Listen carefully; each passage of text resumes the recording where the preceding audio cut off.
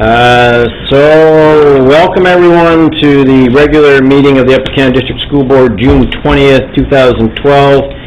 Ask that you all rise and join us in the singing of our national anthem.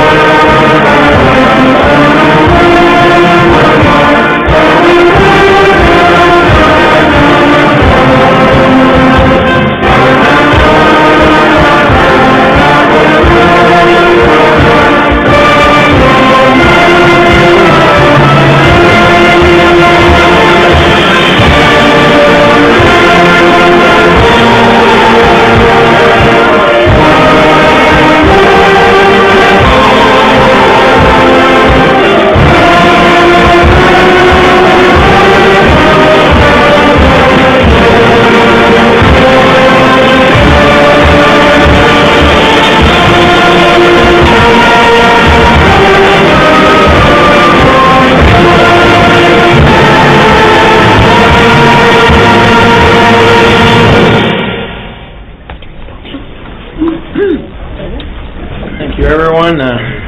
Good voice tonight. Good voice. Moving now to roll call. Ask the director to proceed. Trustee Buckland, I know you're online. Art, I heard you. Okay, we'll wait for that. Trustee Kirkner? Present. Trustee Garrow will be reporting in later. Trustee McPherson? Present. Trustee McAllister? Present. Second Vice Chair McDonald? Present. First Vice Chair McMillan? Present. Trustee McRae? Present. Chair Petersma? Present. Trustee Richards? Present. Trustee Swan? Present. Student Trustee Jacob Howe? Present. All right. Thank you, Director. Excuse me. Direct the trustees' attention to the approval of the agenda. Motion to approve. Trustee McMillan. Seconded by Trustee McRae. All in favor?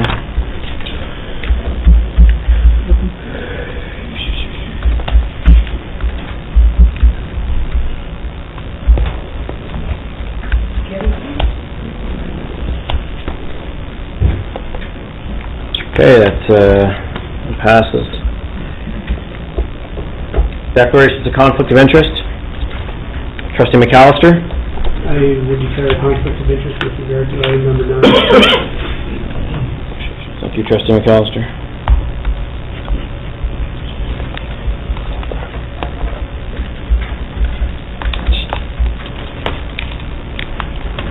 A report from Committee of the Whole Private Session, June 13th. During the Private Session Committee of the Whole, June 13th, 2012, one contractual matter and 3 property matters were discussed. The following recommendations are being brought forward this evening.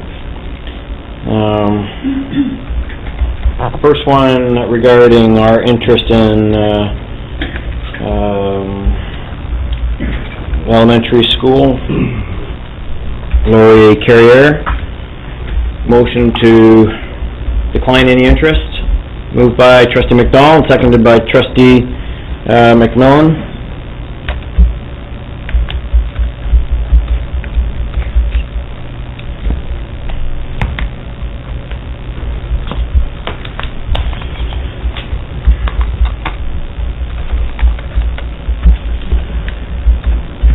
Trustee Buckland, are you going to be logging in or not?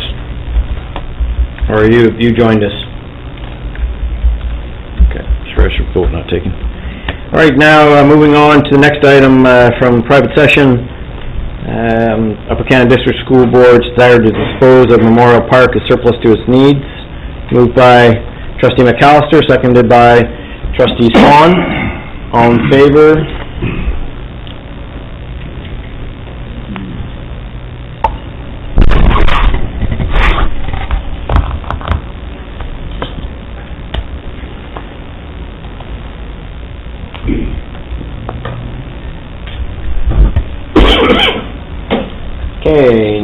Next. Trustee Buckland, have you joined us? Yes. All right, thank you very much. We're just working our way through report from Committee of the Whole private session, and we're on the last motion, and it's with regards to Carenbeck Public School, and we are declaring it surplus to our needs. Motion moved by Trustee McCray, seconded by Trustee Karkner. All in favor? I gotta come up with a better phrase.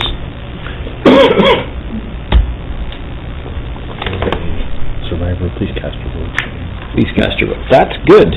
Thank you, Trustee McDonald, for coming through yet again. It's good to see you brought your thinking cap tonight. I'm done though. That's it?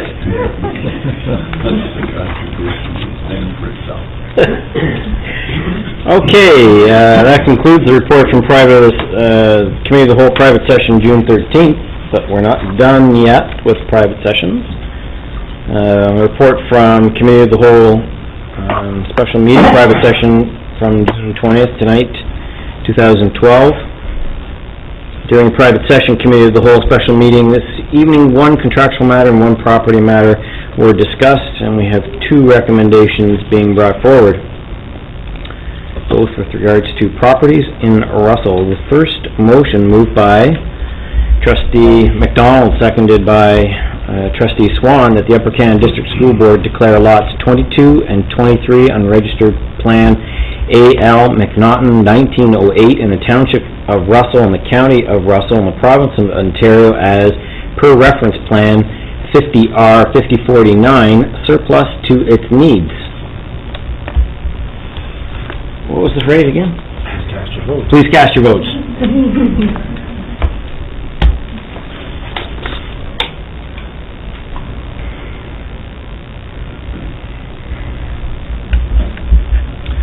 Okay, that passes unanimously. We'll move now to the next motion.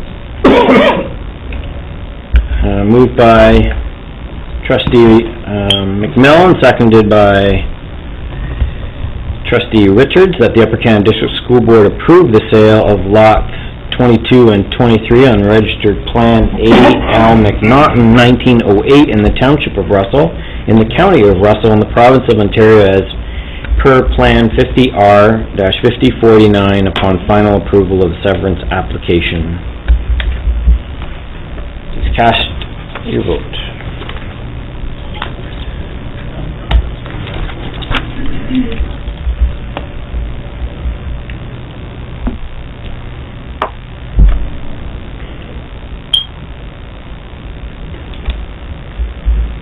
You gonna vote there? I did.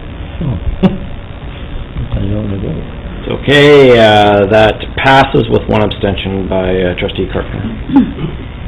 Right, move now to approval of the minutes from regular meeting May 23rd, 2012.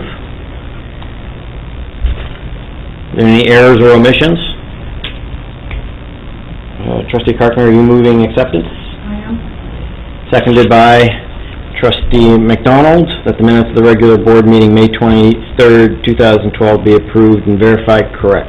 Please cast your vote. I'll make sure he does it this time. Good.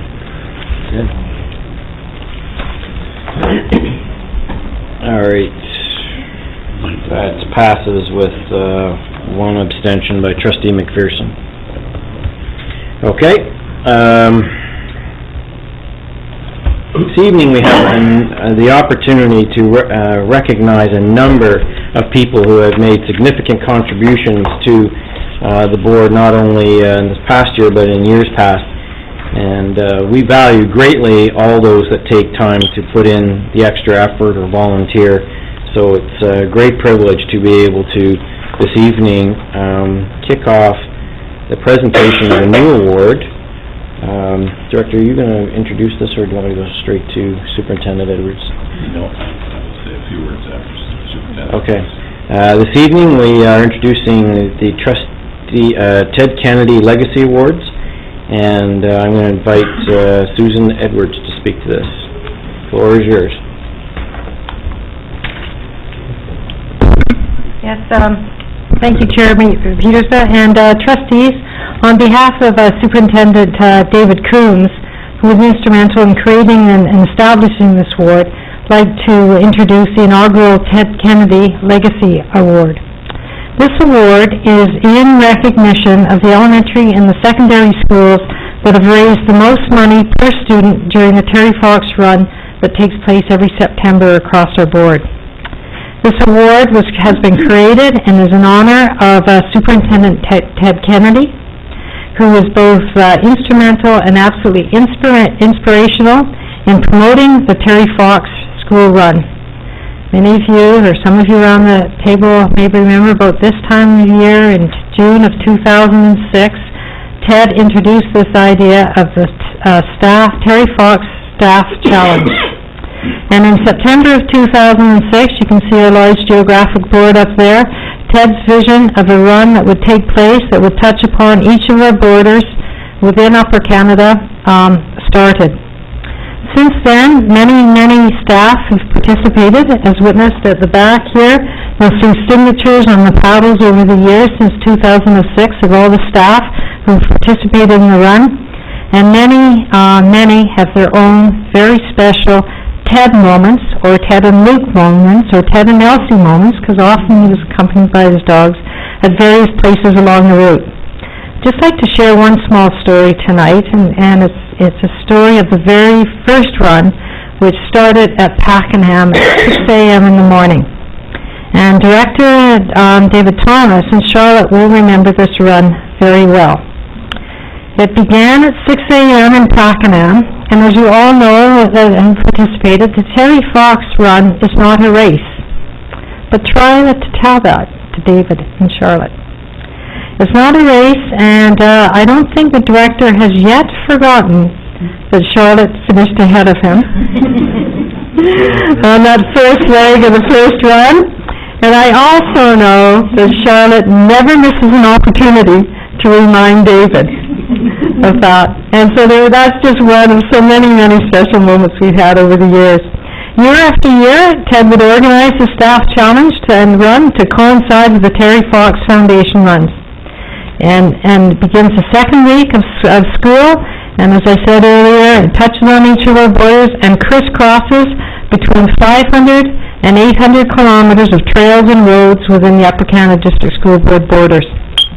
About every 5 kilometers, an Upper Canada District School Board small paddle is passed like a torch to another runner, and it's a paddle of friendship. Ted put it as a paddle of friendship. We're going to pass a torch. Paddle of friendship, a paddle of commitment and strength is passed from runner to runner as the paddle goes across our board. So we all know Ted was a person of great character and always exemplified the character virtues. And when no one was watching, if there was not a runner at a 5-kilometer station, Ted would run that leg to ensure that we held true to our words, that every corner of our area would be run or walked and not driven. Through Ted's leadership, this Upper Canada District School Board event continues to take place and continues to raise awareness and money for the Terry Fox Foundation, and continues to raise awareness of Upper Canada's commitment to QDPE and personal wellness. Under Ted's leadership, Upper Canada District School Board schools have raised over $600,000 since 2004. I'd like to present right now to you the first winners of the new Ted Kennedy Legacy Award for 2011, and they are Pakenham Public School for elementary and Shoreland District School for secondary. And we have a very special guest here tonight, Sheila Kennedy, Ted's wife, who's going to present the awards along with the director and Greg Peterson.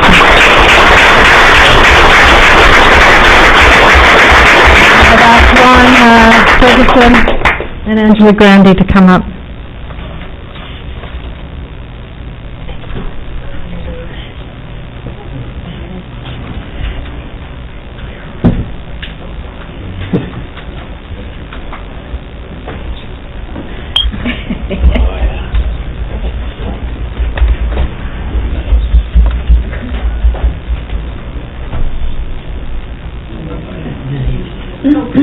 So,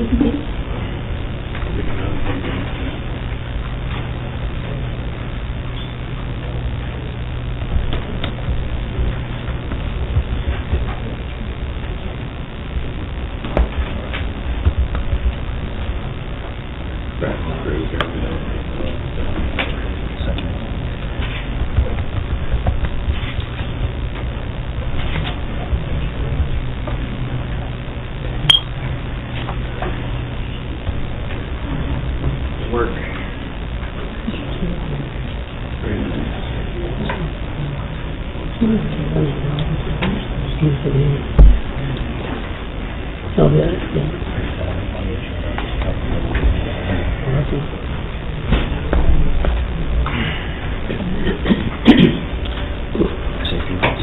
Director? Sheila, thanks for being here tonight. Appreciate it. You do not have to stay for the full meeting. Ted did. I'm going home to have a glass of wine.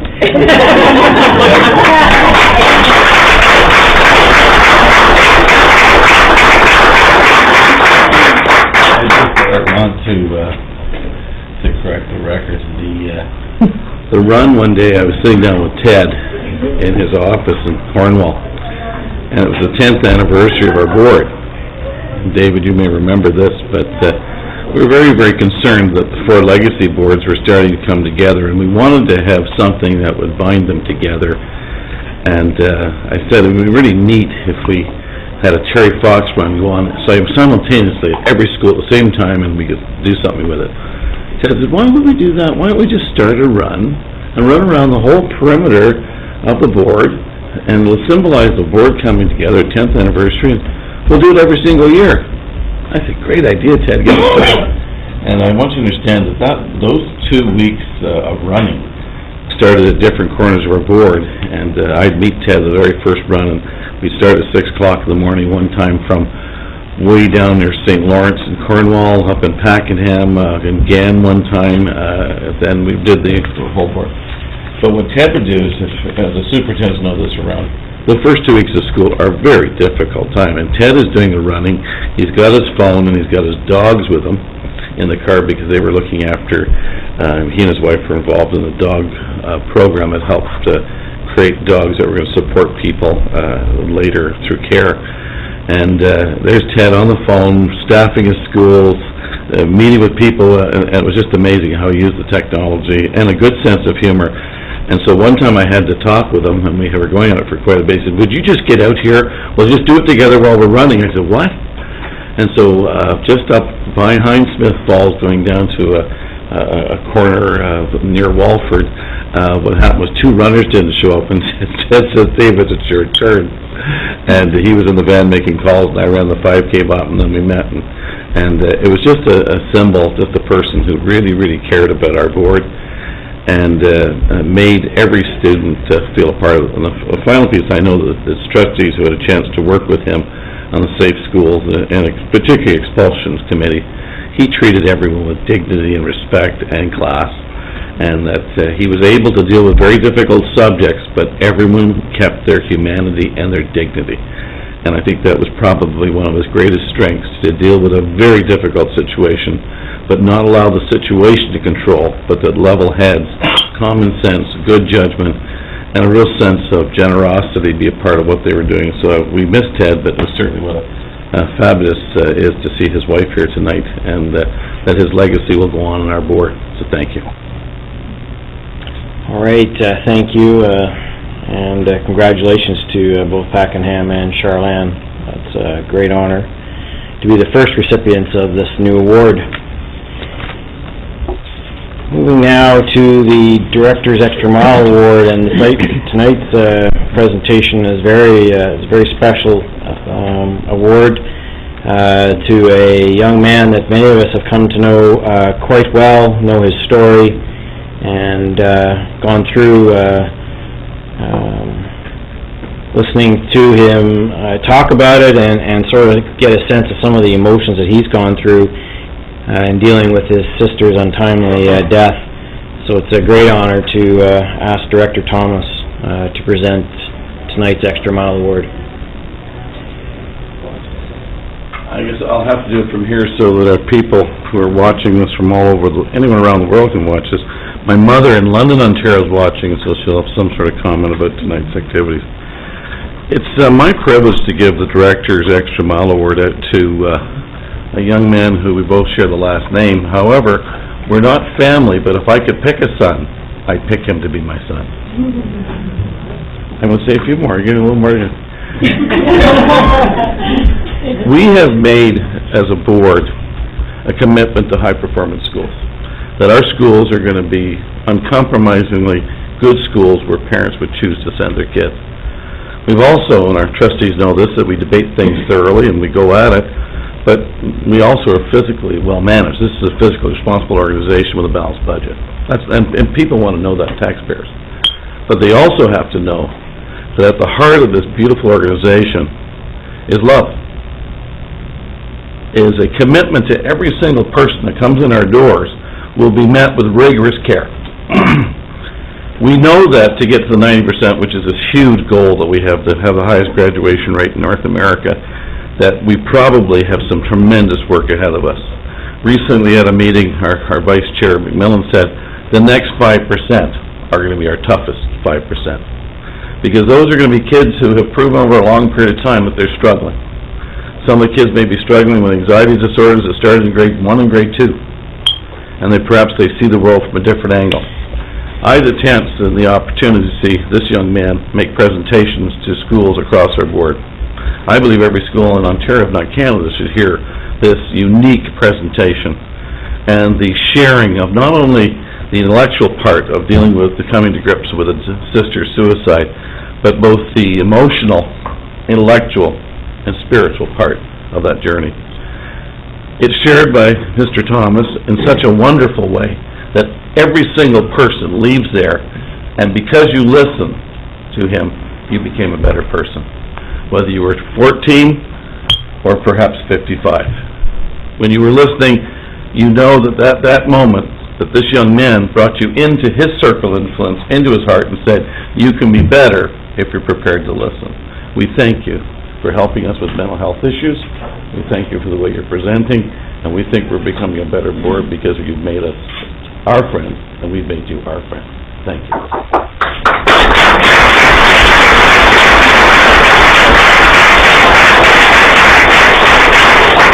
Okay, well, I guess first off, just want to thank David and the rest of you guys for giving me this award, and I guess firstly, giving me the opportunity to really share the lessons from my sister's death and also some of my own triumphs and challenges as well, and hopefully helping that 5% and everyone maybe gain something from that and really take their academics and their life to the next level. So I think we all play an important role in doing that, and want to encourage you guys to keep doing what you guys are doing, and hopefully we can continue this partnership and I can get out to more schools as well and share this message. So thank you so much.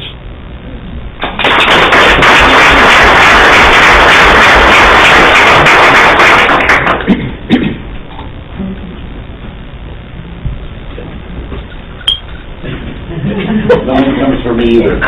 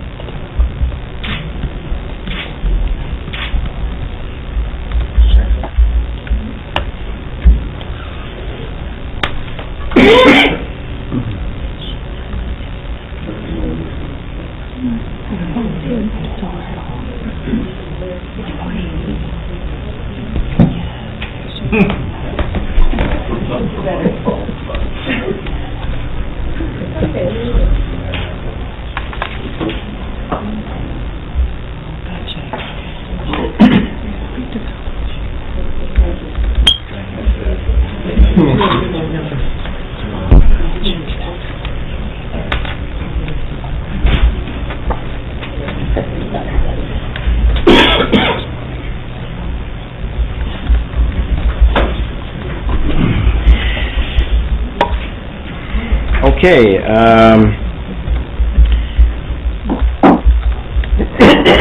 move now to recognition of our Volunteer of the Year awards, very, very special awards given out on an annual basis to recognize people who help with our hot lunch programs, coach our girls basketball teams, read to our students, fundraise, help us with chocolate bars sales, barbecues, you name it, they're always there.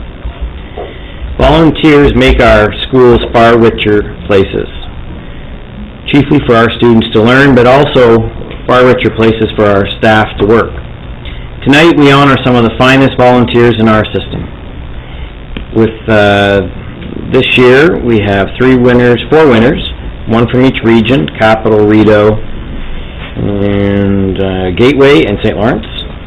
From the Capital region, we're pleased to recognize from South Branch, Albert Skunderbeck.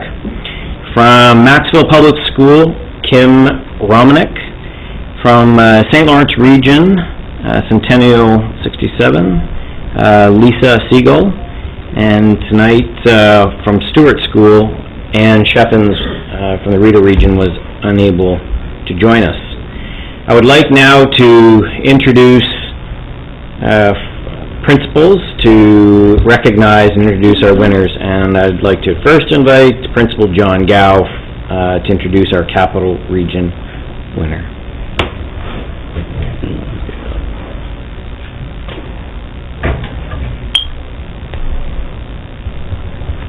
Good evening, trustees and staff, members of the board, and of course members of our school community.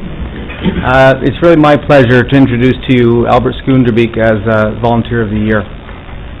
He has been a volunteer in our school for 16 years. He's a self-employed businessman who not only, of course, runs his business, a family business, but he also seems to find time to donate to our school to make the lives of students that much better. He, for 16 years, has been committing much time, effort, and his own money to making life better for our students. Certainly, since I've known Albert over the past 3 years, he has entirely run all of the hot lunch program and milk program. And of course, in a school of 530 students, that's no small feat. To coordinate all of the key and all the entries into all of the hot lunch orders, coordinate that with the providers, and of course, enable all the distribution and so on. In addition to that, he also found time to volunteer 1 day a week, where his staff are running his stores, and of course he has 2 stores to run, and so certainly he found time to volunteer 1 day a week, that being Mondays at our school. And you know, for 3 months, January, February, and March, he would meet me every Wednesday morning at the North Grenville rink at 6:30 in the morning for 3 months each year. And he would be the trainer for our grade 7 and 8 ice hockey intramurals. So Albert and I got to know each other really well over Tim Hortons coffee early in the morning. And so for 3 months each year, he also donated his time and in terms of helping youngsters with ice hockey. He donated money as well. He first thing he did, of course, was go out and buy all the sweaters that were required for the students to participate and play. And then from there, he contributed to our computer tech fundraising program by doing something as simple as donating to our movie night. He donated a popcorn making machine, which of course generated revenue for our computer tech. So Albert, you've done it all. Over 16 years, you volunteered at our school 1 day per week. You have committed all kinds of hours at home to supporting our hot lunch and milk programs. You worked with our youth, and you've been a tremendous support, and you've been great for South Branch Elementary School and our entire school community. So on behalf of the Upper Canada District School Board and South Branch Elementary School, thank you, Albert.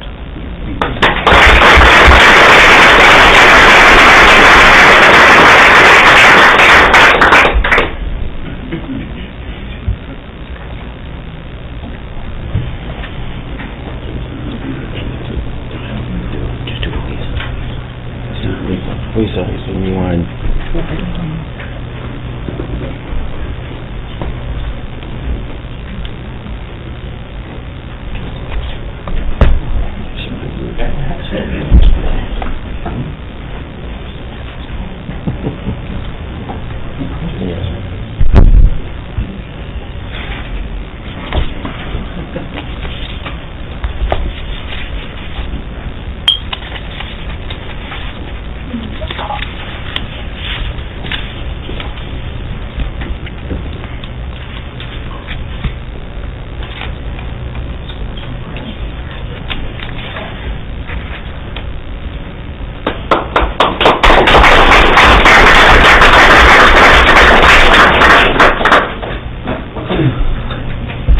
invite Principal of Maxville Public School, Sandy Certes, to please come forward and introduce our next winner.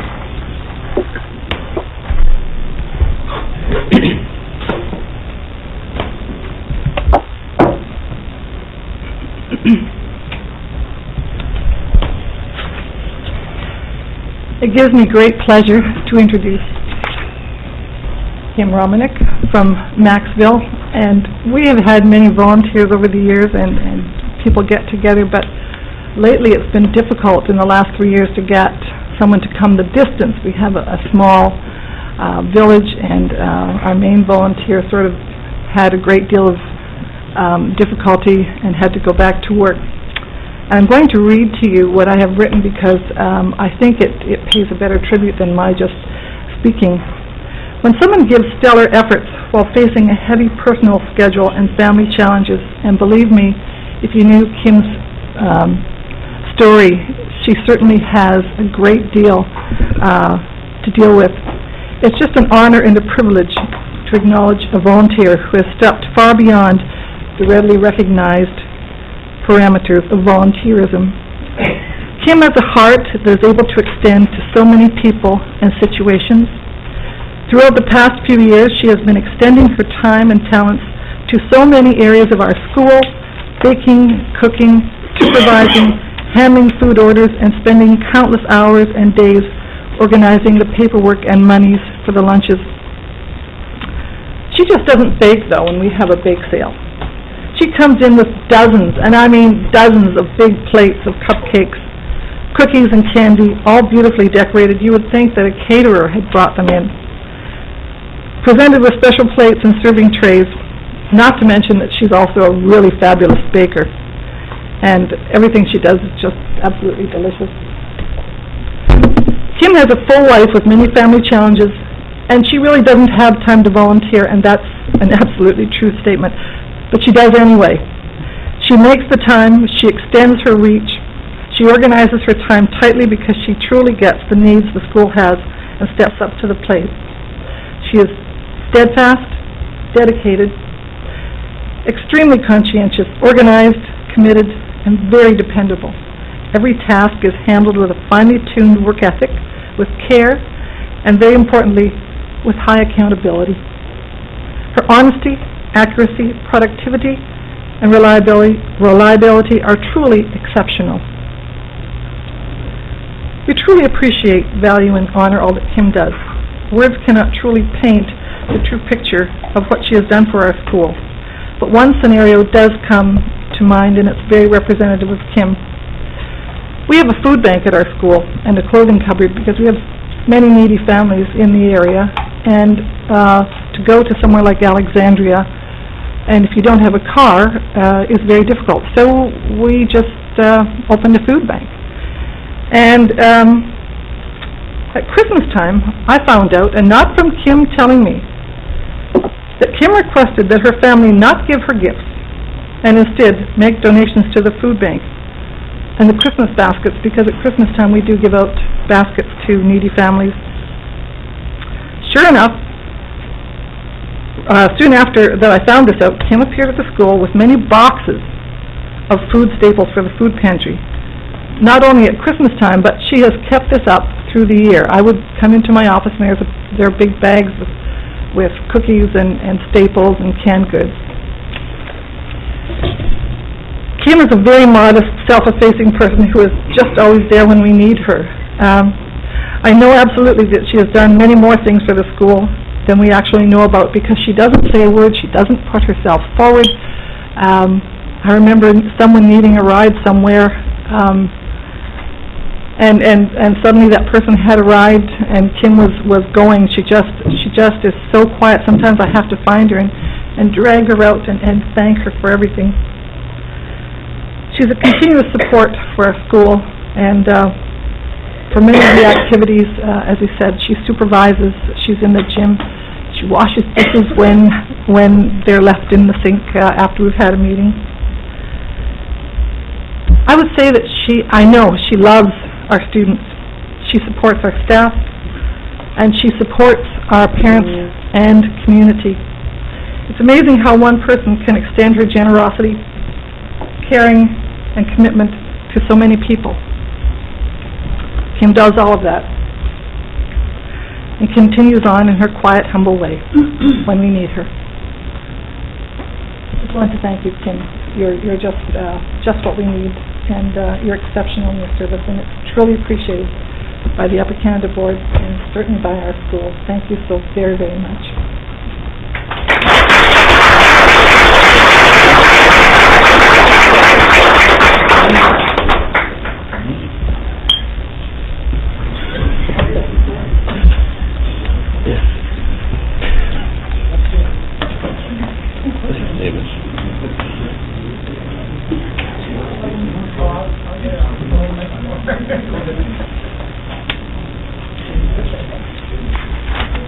Sandra?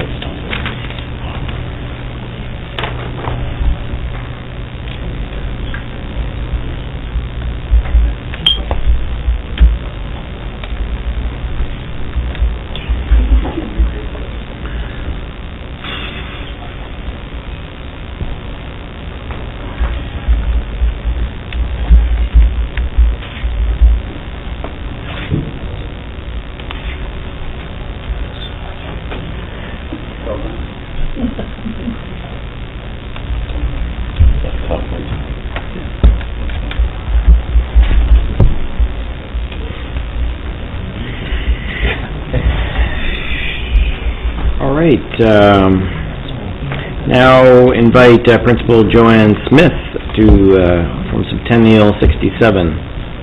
Please come forward.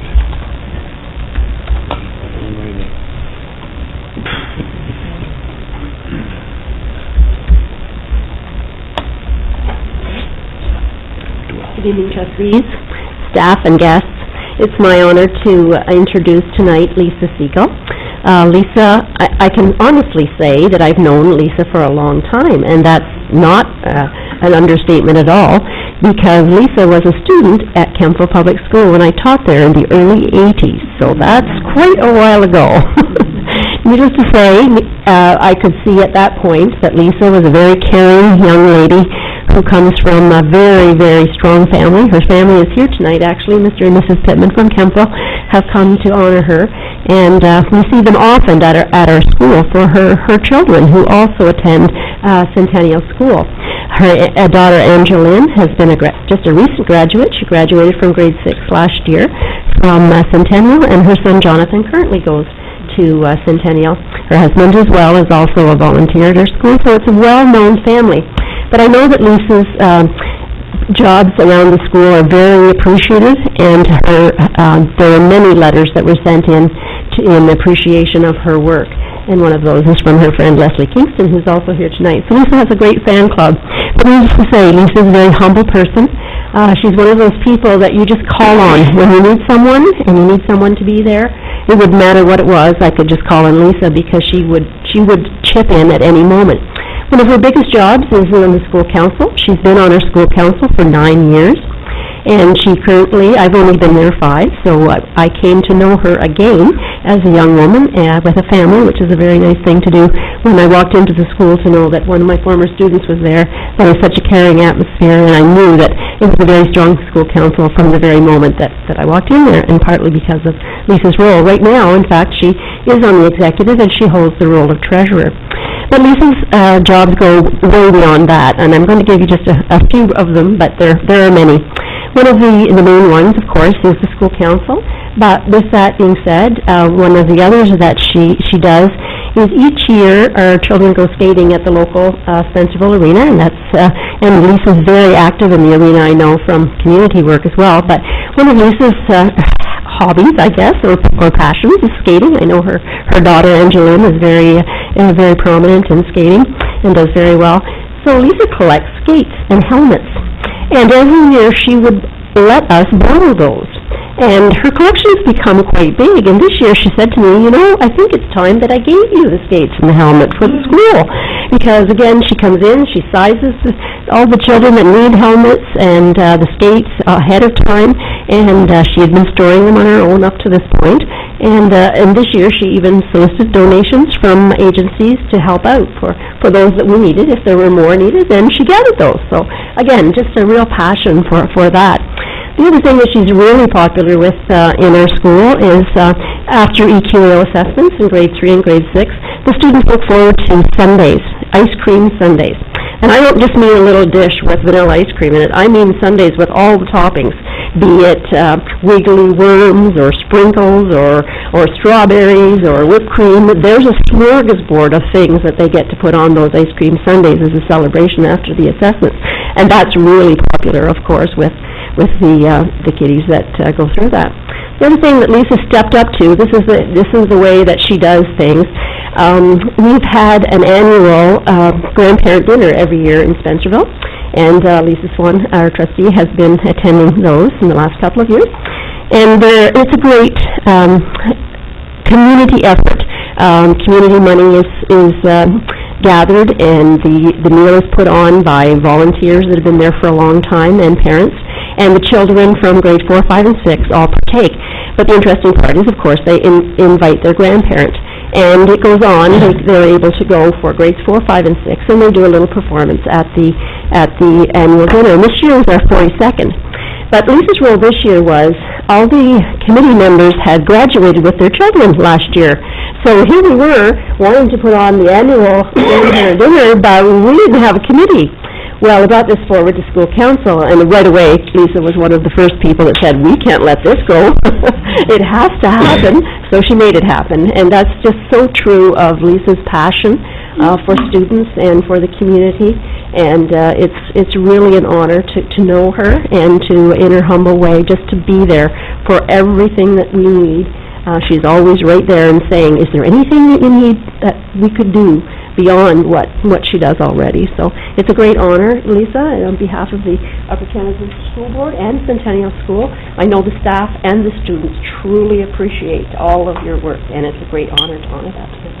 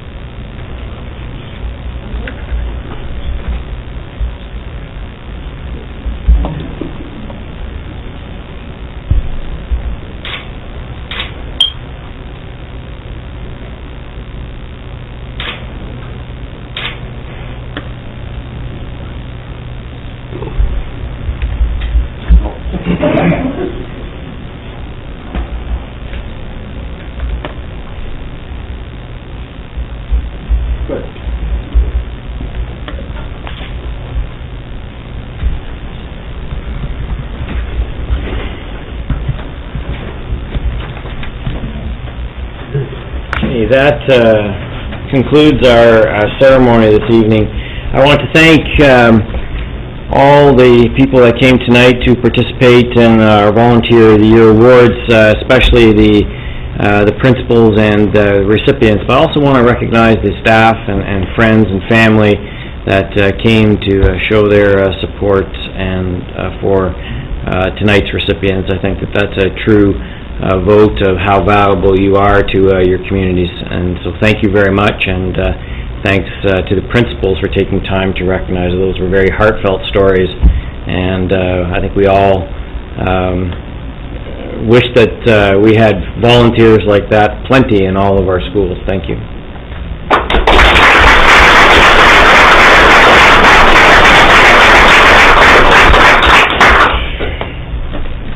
All right, you don't have to stay, so if you want to just sidle out, we will not be offended. There's still some food left over. Okay, tonight bring to the end of tenure of our student trustee, at least in terms of the public attendance at board meetings. He still has some work left to do before he leaves us. Are you going to be telling where you're going, or should I say? Go ahead. He is jumping ship and leaving this country and heading to Australia with his... That's not happening anymore, sorry. Oh, that's not happening. All right. As I first thought, you should tell it. The good news is that I thought we weren't going to have you to work, so I guess we have you to work. That's good. Not for the summer. We'll talk. Anyway, before I dig any further hole here, Jacob, this is your final report of the student trustee. In advance of that, I want to thank you for your work and your leadership. You've built on the past successes of our student trustees. We have always respected and honored the student's voice. It comes in many ways, and you certainly do a tremendous job in ensuring that that we never forget why we're really here. Trustee Jacob Howell, the floor is yours. Thank you. I'll jump to the first part of my report, what's been going on last month. Last month, Sydney and I were able to attend the Ontario Student Trustees Association annual general meeting in Toronto. As always, these conferences are amazing opportunities for us to network with other student trustees and come home with fresh ideas. Every AGM, all the incoming student trustees from across Ontario attend, so this was a great chance for Sydney to meet and get to know the other trustees she'll be working with through OSTA during her term. There were workshops at the conference specifically for incoming trustees to familiarize themselves with what it's like to be a student trustee. There was much to gain for both of us that weekend. As always, at OSTA, we had tremendous speakers, including the Minister of Education, Laura Broughton, as she spoke about the Ministry of Education of Ontario's support for the anti-bullying legislation, Bill 13, the Safe Schools Act, which passed, I think was it yesterday or today? Overall, the conference went very well, and I hope Sydney looks forward to them next year as much as I have this year. And at this point, I do have a couple presentations to make.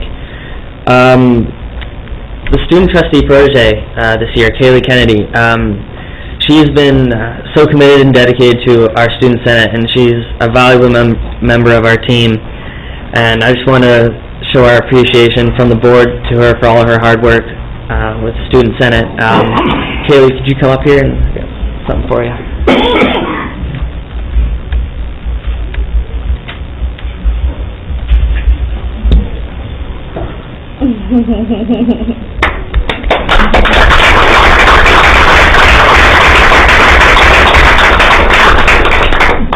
Come on.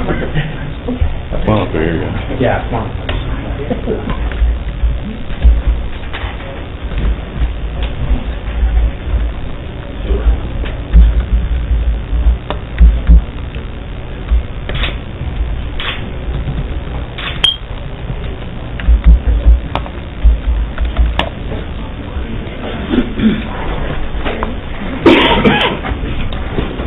All right, next, I would like to officially introduce the board to Sydney Collard. She's from Glengarry District High School, and she will be the 2012-2013 student trustee. As I said, I had a chance to go to Toronto to the OSTA AGM with her, and I have no doubts that she'll be an awesome trustee, and she's going to have a lot of fun, and she'll be a good addition to the board. So, Sydney, I have something for you as well, if you want to come up.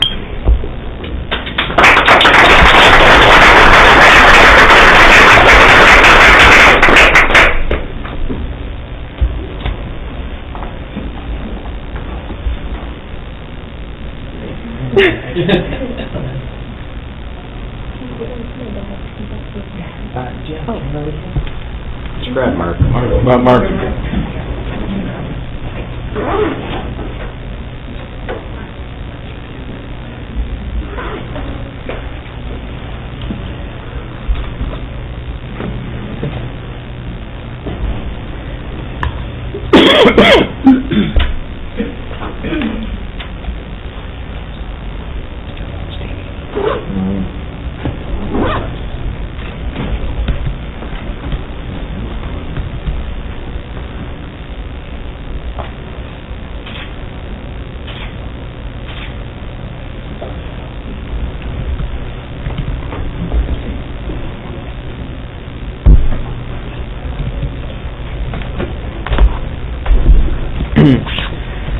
All right, now comes the time for goodbyes.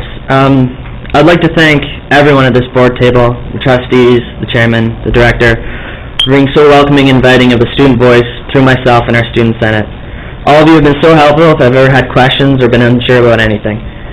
And of course, I couldn't forget Lisa, because if it weren't for her, I would have no idea what I'm doing.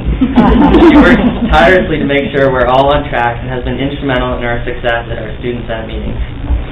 I'd like to thank Kaylee Kennedy again for being student trustee protege this year and for her commitment and dedication to our student senate. I'd also like to extend my thanks and gratitude to some who aren't here tonight. Bill Loshaw for his support with student senate and all the work he does with us, as well as all of our student senators who let me be their voice this school year. It was an honor to have been the student trustee on this board, and I've learned so much from my experience here. I'm sorry to say that I have to leave after this report, as I do have a physics exam tomorrow morning, and I still need to do some studying. Thank you all again, and I wish you the best in the years to come.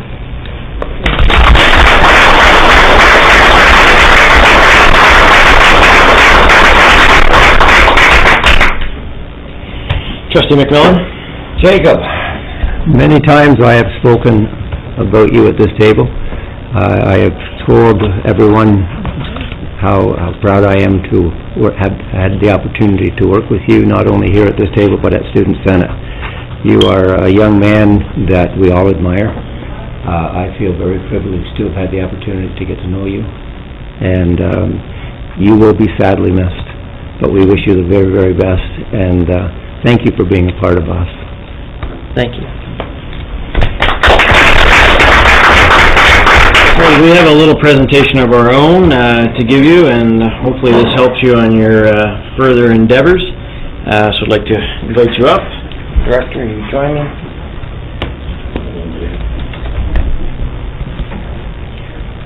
And just as you know, that Mr. Loshaw is here, and Mr. Loshaw can come up. How did I miss it? I'm not sure.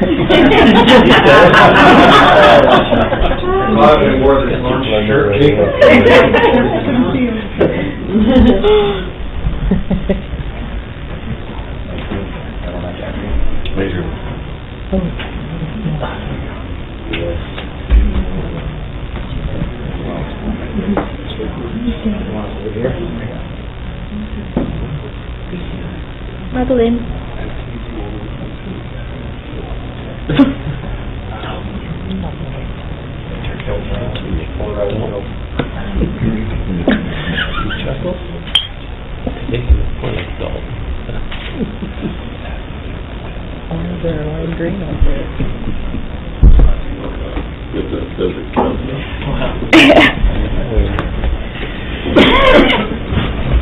So again, thank you very much, Jacob. As everybody has said, it's been a thrill to have you here, and you've raised the bar for the next student trustee, and we look forward to hearing about you. Don't forget about us. Take a chance, if you're in town, to stop by and tell us what you're up to. We look forward to seeing that. At this time, I would like to also thank three people who helped keep this program going. The two main architects are Bill Loshaw, who is in the orange shirt in the back, and our trustee liaison officer, Lisa Raymond, who works so well with the students, establishes a great connection, and really makes their events and the life of a student trustee, I think, very special. So thank you very much, Lisa. Thank you very much, Bill, and also thank you very much to First Vice Jeff, who has served as the student trustee mentor, for taking time to be there to help Jacob and his team whenever they need it. And also, we've had several trustees make themselves available. Trustee McAllister, Trustee Karkner, who else am I missing that's had a chance to attend? I thank you as well for making yourselves available and supporting the Student Senate. Next year I will be watching it a little closer, as there will be yet another Petersma around, as my son will have the opportunity to attend Student Senate, so I'm looking forward to that. But thank you very much, Lisa and Bill, and all the best to you, Jacob. Thank you.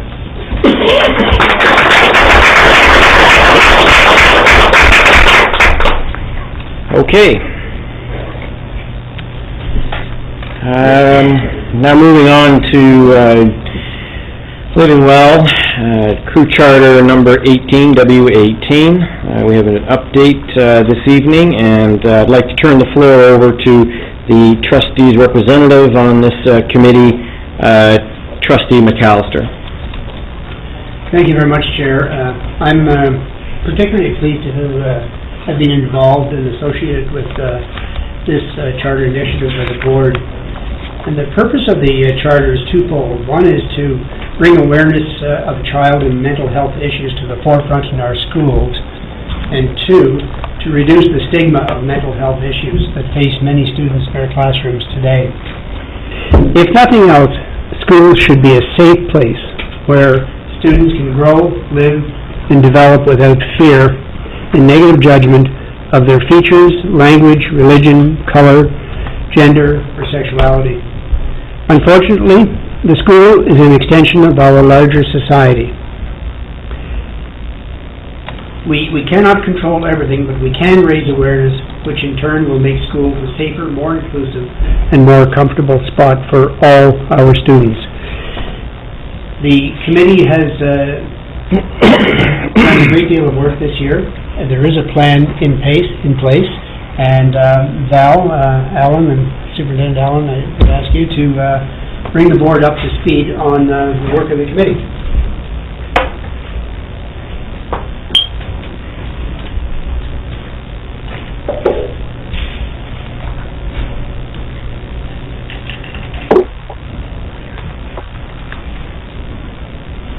Thank you, Trustee McAllister and board members. The focus of the Living Well Charter is the school-based initiatives that promote this belonging that Trustee McAllister referred to, and brings to the forefront the issues surrounding mental health. Issues surrounding wellness as a whole have been addressed throughout our system. Last week, you heard from Penny Raby about the wellness and the work-life balance initiative that we partner on as our charter. And the second initiative is wellness traits of a high-performance school or organization, which Brenda Badette is coordinating. And I'm going to ask Brenda just to do a brief outline of that initiative.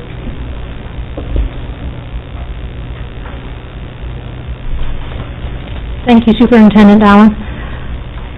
Mr. Chair, part of my work as a member of this board is to support school leaders in their development and implementation of school success plans.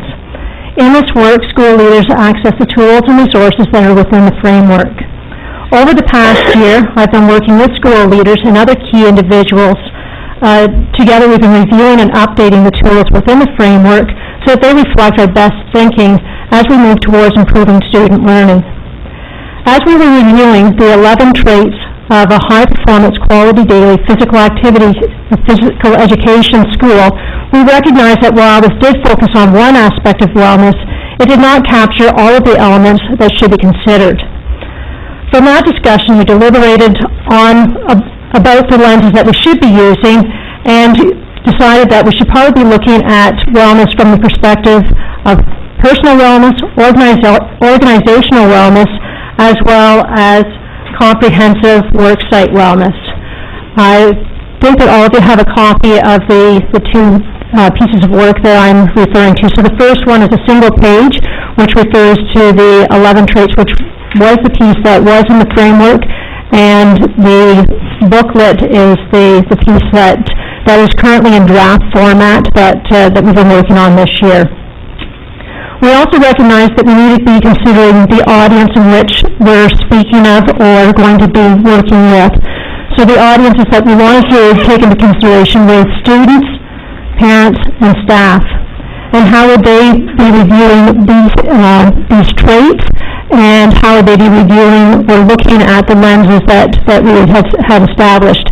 Those lenses being looking at wellness from the perspective of physical, intellectual, emotional, and spiritual.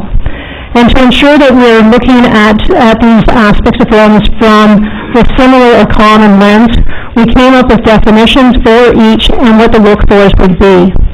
From there, we moved on to develop 4 traits of what those elements would look like within a school or within the organization, and that's in the final 2 pages of the booklet.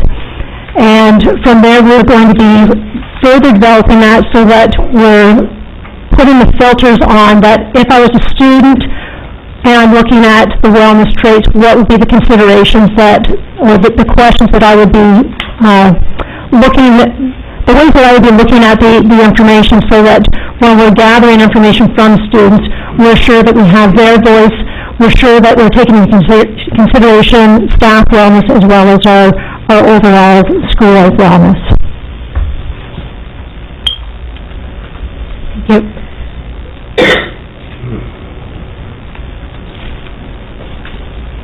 Thank you, Brenda. As you can see, wellness is something that we put in a high priority and are really paying attention to. The goal of the Living Well Charter, W18, is to initiate a number of strategies at the school level that opens up the discussion about mental health. Some of these include the partnering with the Canadian Mental Health Association, where we are training some of our staff in applied suicide intervention, otherwise known as ASSIST. So far this year, through our charter, we have trained 35 secondary school staff who know how to respond when a student indicates that he or she might be considering suicide. We have also partnered with the United Way and had James Thomas, who you met earlier this evening, do presentations in several of our high schools.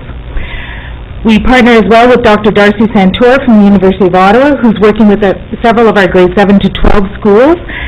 He and some of his graduate students present workshops talking about mental health, bullying, and My Health magazine. In our elementary schools, we have provided several of them with the Iris the Dragon series, He Shoots, He Scores. This is an interactive program on a reading-based program and has a smartboard component to it that encourages students to talk about issues such as anxiety and other mental health issues. Research has indicated that the sense of belonging is one of the key factors that promotes wellness in our students. Having a friend, belonging to a club, or a school group can greatly promote well-being. As part of the Children's Mental Health Week in May, our committee initiated a poster campaign to help us develop the UCDSB poster or slogan around belonging. Here are the few of the entries that we received and some of the slogans that the students had put in. As you can see, some really creative work. And we are going to be using these collaboratively to try and create a poster that will be seen in all of our schools. Our high schools this fall are engaging in an initiative, a really big belonging initiative. It's called Link Crew. And I'd like to turn the presentation over now to Bill Loshaw, who's going to introduce Link Crew.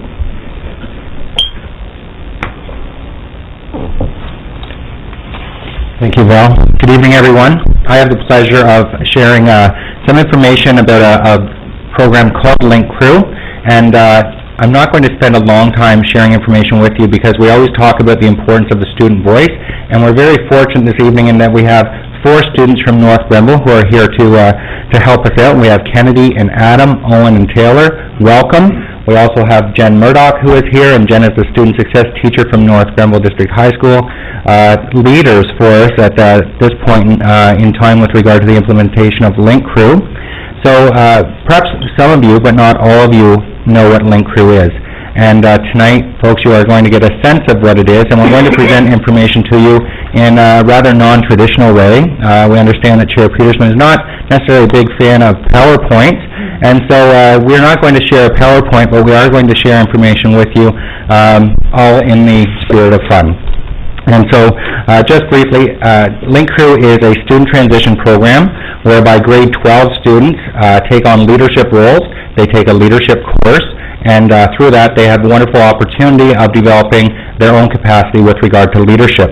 They mentor, as part of this program, they mentor 8 to 10 incoming grade 9 students to ensure that these students have a safe landing at their new school, and to ensure that the transition and orientation goes as well as what it should.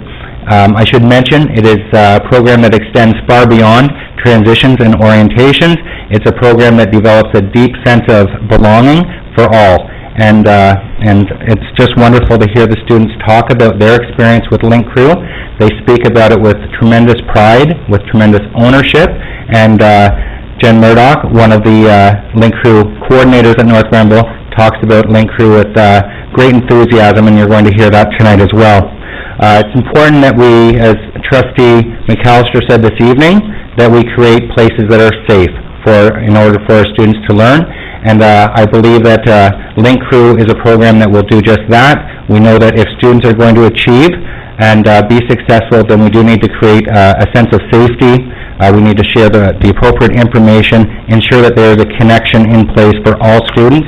And we're very, very excited about the fact that we had Link Crew that was offered this year at North Grenville District High School as a pilot project. Brenda and I talked to David about the success of this after we had shared information with our student senders, and of course all the student senders who, after seeing the Link Crew presentation, said, wow, how do we get this at our school? And so we're very excited. We came back and shared information at Strategic Council, had a wonderful presentation similar to the one that you're going to see this evening, a more condensed version, but you will get a sense of what it's all about. And really, through the program, we are really striving to decrease anxiety, to increase engagement, and to ensure that all of our students are successful. So I could go on and on, but I'm not going to. I'm very excited to introduce Jen Murdoch, who is going to take you through an exercise or to share some information on the program in a rather non-traditional manner.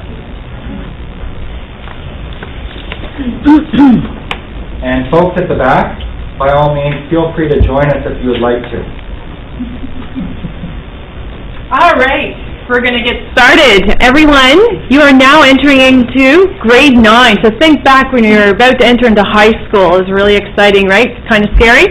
So I'm going to ask everyone to stand up. We're going to get going right away. Stand up, everyone. It's going to be a little bit different. It's not what you typically do here, I'm sure. So, all right.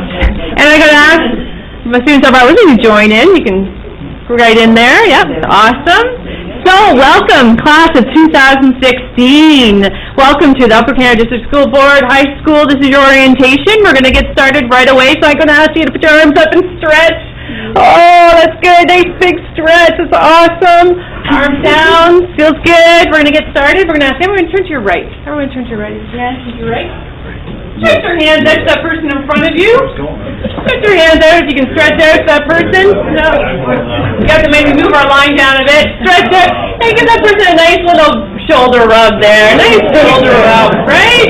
Oh, very good. Chop, chop, chop down their back. Chop, chop, chop. Very good. Scratch. Excellent. Now what you're going to do, turn around and return the favor. Now, two hands. One hand hurt me. 2 hands were choking, so I stretched it out with 1 hand. Chop, chop, chop. Scratch.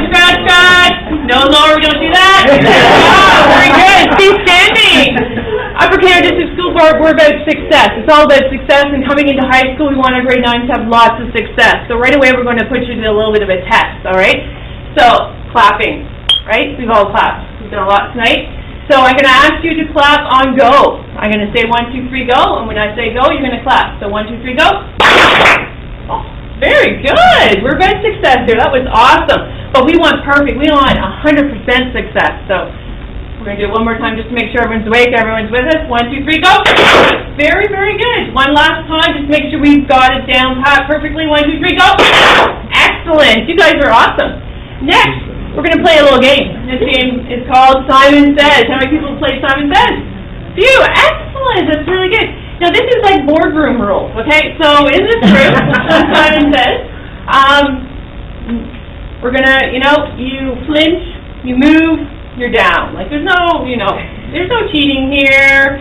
You flinch, you're out of the game, We're going to be watching. So what I want you all to do right now is give me that little flinch you do when you kind of move. Let's see it. Let's see your little flinch. Very good, very good. So now I've seen it. I'm going to be watching each and every one of you. You flinch, you sit down, all right? Everyone's good? Okay, we're going to get started. Everyone take a deep breath. Good. If you took a deep breath, sit down. Sometimes it's good to do that. Somebody give those people a round of applause who did that. Oh, that's time. I didn't say that either. No, get back up. Success, always success in high school, good second chances. All right, so we all have to do this together. That's great. So, we're going to get started. All right, so Simon says clap twice. Very good, clap twice. Oh, Simon didn't say that. Sit down.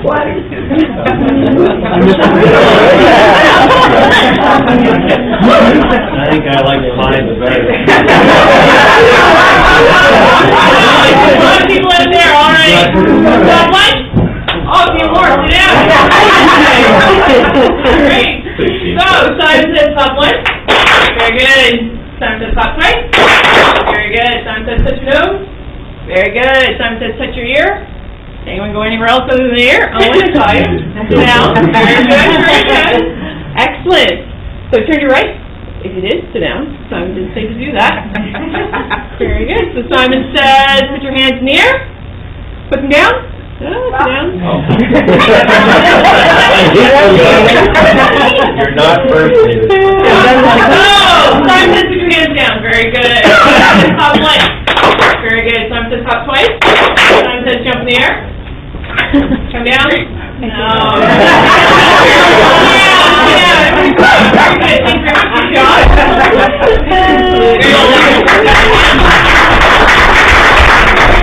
Now, it's interesting. This is a grade 9 orientation.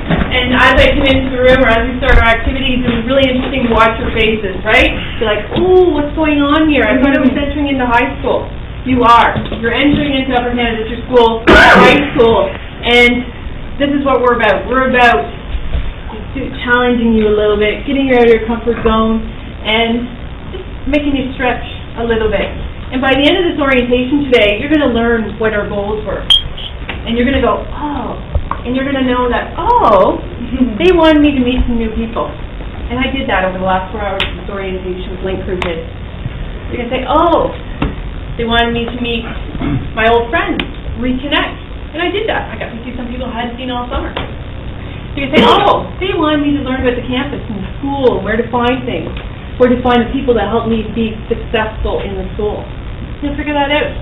Also, at the end of the day, you'll say, oh, they wanted me to meet some students in grade 12 and make a connection. And those students are wearing blue shirts today. And I have 2 right here with me. And I'm going to ask Owen Brulé to begin. And Owen Brulé is one of our Link leaders at North Grenville District High School this past year. He's heading off to Waterloo next year, and he's going to talk a bit about what Link Crew meant for him this year. So if it's any consolation to anyone, I've been doing that Simon Says thing so many times and I'm still not good at it. So I went into Link Crew because my grade 9 experience, I was really shy and I didn't have a great time, but I figured that you can't really complain about it unless you're willing to fix it. So I very tentatively agreed to go into Link Crew after a lot of persuasion by teachers and friends. and oh my gosh, it was the best thing ever. It's the reason I started to come to school. I've made so many friends. Some of my best friends I met through Link Crew. Some of the best advice I've gotten, like, Adam here is not in my Link Crew, but he's awesome. Yeah. So academic-wise, it's been great because one of my kids had, I think, a 40 in math, and so I asked him if he would come in for some lunchtime studying. Eventually he got a 93 on his unit test, so it's that kind of success. Link Crew is pretty much you get out what you put in, so as long as you're prepared to give it your all, you're going to see some amazing things.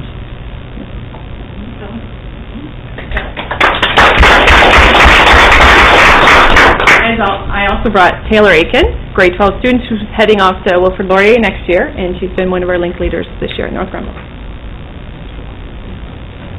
Hi guys, can you hear me? So I was standing next to David during that exercise, and he's very competitive, we found out, me and him versus each other. But, so I said, my name's Taylor Aiken, and I'm also a grade 12 Link leader at North Grenville District High School. I joined Link Crew because grade 9 was the best year ever for me in high school. I met my best friend, that's still my best friend today, and we've had 4 great years. She made my grade 9 year amazing, and I just had fun academically, athletically, extracurricularly, and I wanted to make sure that other grade 9s got that opportunity to join me in that. So I wanted to share 3 examples of successes that I would say I had this year with Link Crew. One of them is academically. I had a student in my Link Crew group who despised French, and he thought that there was no way that he was going to get that French credit, and throughout the course of the first semester he worked his butt off, and I worked helping him out and trying to get that French credit, and he ended up getting it and doing a really, really great job on his culminating and his oral presentation, and I thought that was a huge success for him just because he thought that it was something that was never possible, and with the help of my Link Crew group and his Link Crew leaders, he made that possibility. A second one that I wanted to talk about was athletic-wise. I have one of my girls in my Link Crew group who is a synchronized swimmer, and so she'd always talked about how she did synchronized swimming, and she wasn't that good, and whatever. So me and my Link Crew leader, like my friend Claire Watson, we went to one of her synchronized swimming routines, I guess you would call them. Anyway, she was fabulous. She was just being too modest, and I thought that was great that I got the opportunity to see her doing something that she was really great at, and she got the opportunity to share that with us. And the third thing I wanted to talk about was I have some girls in my group who are in the developmentally delayed classroom, and I've had some great times with them, but one of the most memorable experiences was at the first dance. Both of my girls got to go, and we danced all night long. It was just one of the best experiences that I had, so Link Crew was a really, really great opportunity for me.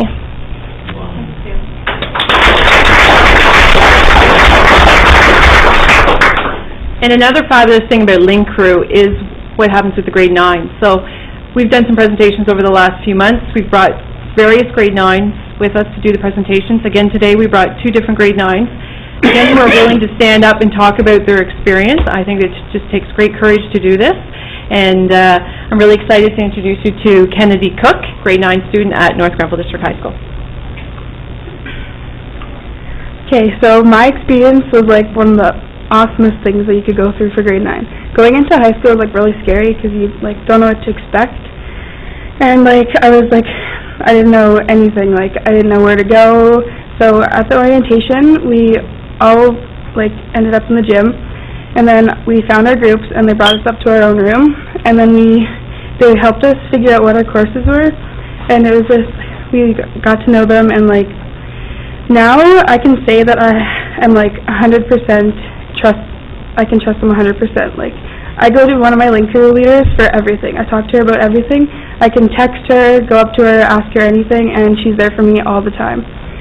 Also, Owen is one of my Link Crew leaders, and during the first semester, I didn't have math, but like, I would always go up to him and be like, yeah, like, I'm not feeling confident for math, I don't know what to do, and he's like, well, you can't be that bad, come on. So now, I actually did quite well in math, so every time that I got a good mark, I'd go up to him and be like, yeah, look what I got, and like, just rub it in his face. And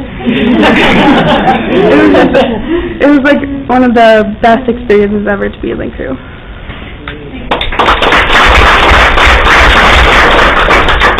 and Adam Brown, another grade 9 student from North Grenville, who's also going to share a few thoughts.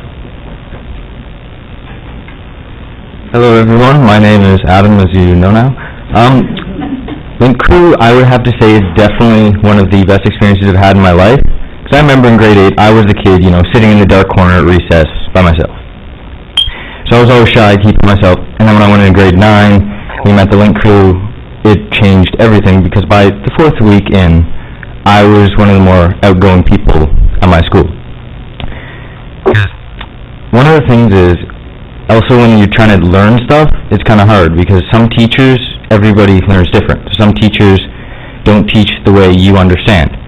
So then when you go to your Link Crew leader and you don't understand something, they will teach it to you like a friend. They're like a teacher, but they're also your friend at the same time. And they completely understand you, and they know how you learn. And they're great people. Like, if we didn't have Link Crew, I would not have met great people like Taylor or Owen, or my Link Crew leader, Spencer and Chelsea. Now, I also met Spencer a bit before Link Crew, but I didn't really know him because we were both on the football team and rugby team. And he also helped me out with that whenever I had some troubles remembering stuff. I also remember being incredibly nervous for math, because I was pretty good, but I also had a lot of problems with the formulas. So we had one day where we kind of sat down, learned a lot of stuff. There were tables set out for each Link Crew, and there would be people with their expertise helping you. And I remember Owen, I spent the whole day at math so I could get down the formulas for my math quiz at the end of the year. And I got a 96 on that math quiz because of Owen's help.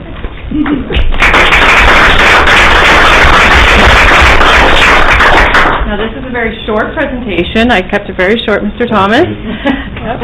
I said only a few minutes it was, but as you can see, these leaders are in our schools. We just need to give them the opportunity. It creates even more wonderful leaders in grade 9, comfort.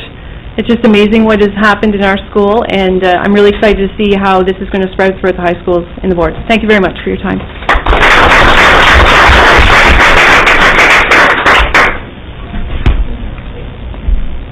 Thank you very much for sharing. I would like to emphasize that Link Crew really does extend beyond the orientation day, and it's wonderful to hear the success stories with regard to the academic follow-ups and the social follow-ups. So through this program, we really ensure that students are socially engaged in the life of the school and that they're set up for success and that they feel supported. So we're very, very excited about the implementation of Link Crew. I should mention that we had 3 staff members from each of our secondary schools attend the Link Crew training in early June, and I have to be honest, I thought some of our secondary teachers may have thought some of these activities were a little hokey. They did not think they were hokey at all, and so they were excited, they engaged in long days of training, and absolutely are committed to going back and making a difference for students. So in closing, at least for my part, I would like to thank the students and the staff from North Grenville for being leaders in our implementation of Link Crew across the board. We've really relied on them and their expertise and their experience. And I should mention as well that through their innovative thinking, then they have created a program called CAST, which is Knights Assisting Students Together, and that is a program perhaps a little more informal than Link Crew, but is a program that allows their grade 10 students to work with their incoming grade 7 and 8 students. And I suspect that all of our other schools will evolve to that as well. Thank you.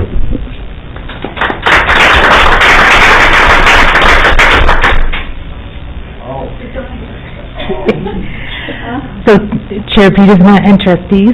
Second, Bill wants to say something, and My apology for interrupting. Our students would love to field some questions if that's possible. Do we have any tough ones?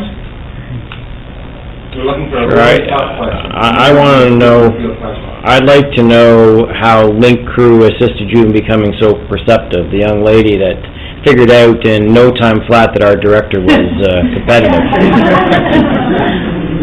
You go ahead, Taylor. Well, we've spent a little bit of time together, but, okay, yeah, right. Link Crew is just, I just want to talk about how it built upon, like, not only ourselves, but not only the grade 9s, but ourselves. it was just an excellent opportunity to pull out the characteristics in yourself that you never thought possible. I know through the ups and downs, it was just an amazing experience to figure out who you are as a person, and then I guess figure out who other people are as well while you're doing that. But no, it's a great opportunity for everyone involved, and we all gained from it. And I would just say that, like, the friendships that we've gained, the relationships that we've made just have been amazing, and I wouldn't have traded it for anything. Good. Trustee McAllister. I have a question for the students.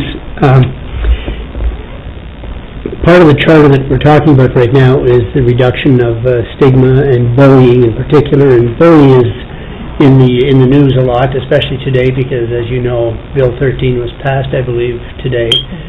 And I was wondering if you, with your work in Crew Link, have noticed a diminution, say, in bullying at North Grenville District High School. Most definitely. There was one incident where a girl in my link crew was being bullied, and we were on it before the teachers knew about it. And there were 2 grade 9 girls, so first we talked to their link leaders. Their link leaders went and talked to the girl, and it was solved before it went out of control, before the teachers had to get involved. Like, we're that first safety net that saves the teachers so much trouble and hopefully gives the students some sort of confidence that if something goes wrong, we're going to back them up 100%. Thank you.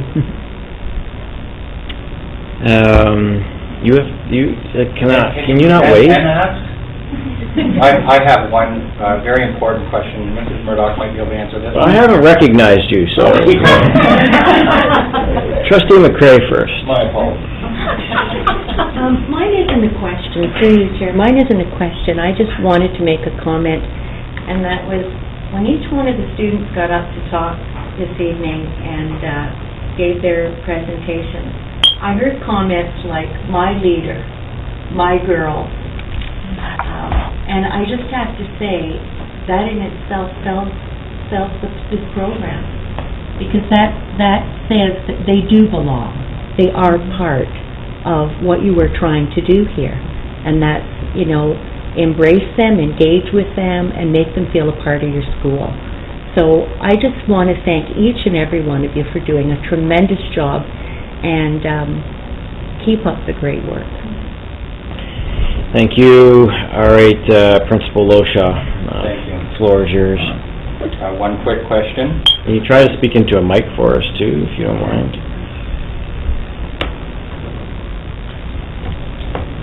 I would just like Mrs. Murdoch to comment on the success rate that North Grenville had with regard to the number of credits gained and lost.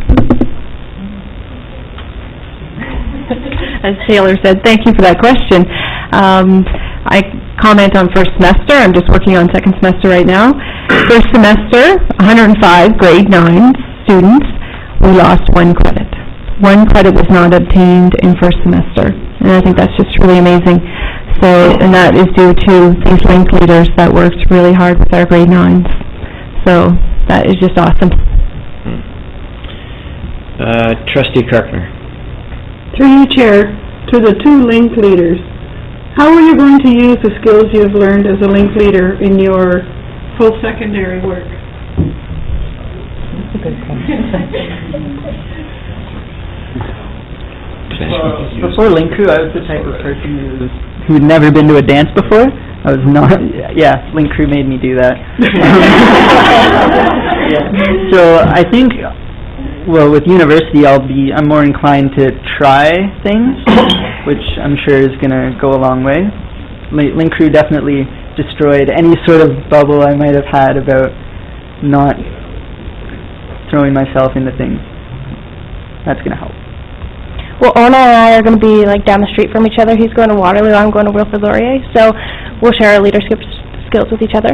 But Link Crew, I was already an outgoing person to begin with, but Link Crew just developed upon my strengths and improved upon my weaknesses, and the fact that I've become such a leader in my own mind that I'm just looking for all new leadership opportunities in the next year. I'm already looking into second year being a dawn of my floor, and there's just all those opportunities that you would just want to improve and improve and improve, and I think it just makes you realize, like, how great the people around you are and how you want to work with those people and you want to develop those relationships and you just want to improve upon yourself as a person.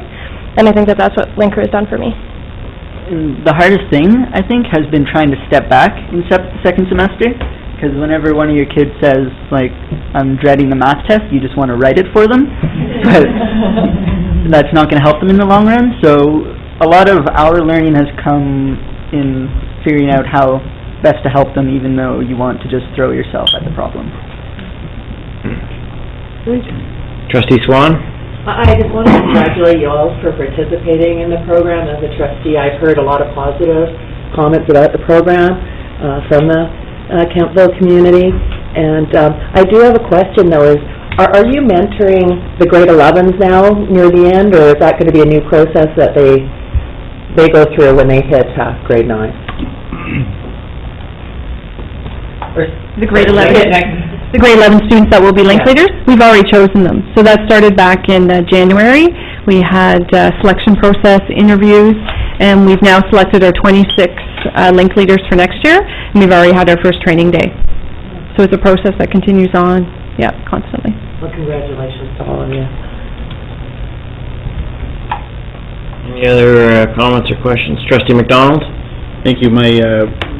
My question was actually asked by Trustee Karkner, but I wanted to expand on that because your comments were mostly geared to the next few years, what you would be doing and how you would use some of those skills. I would encourage you, though, to think beyond that, think beyond your university and what you can do in your communities, wherever you land afterwards. You show great skills, even in the 2 grade 9 students. Show great leadership skills.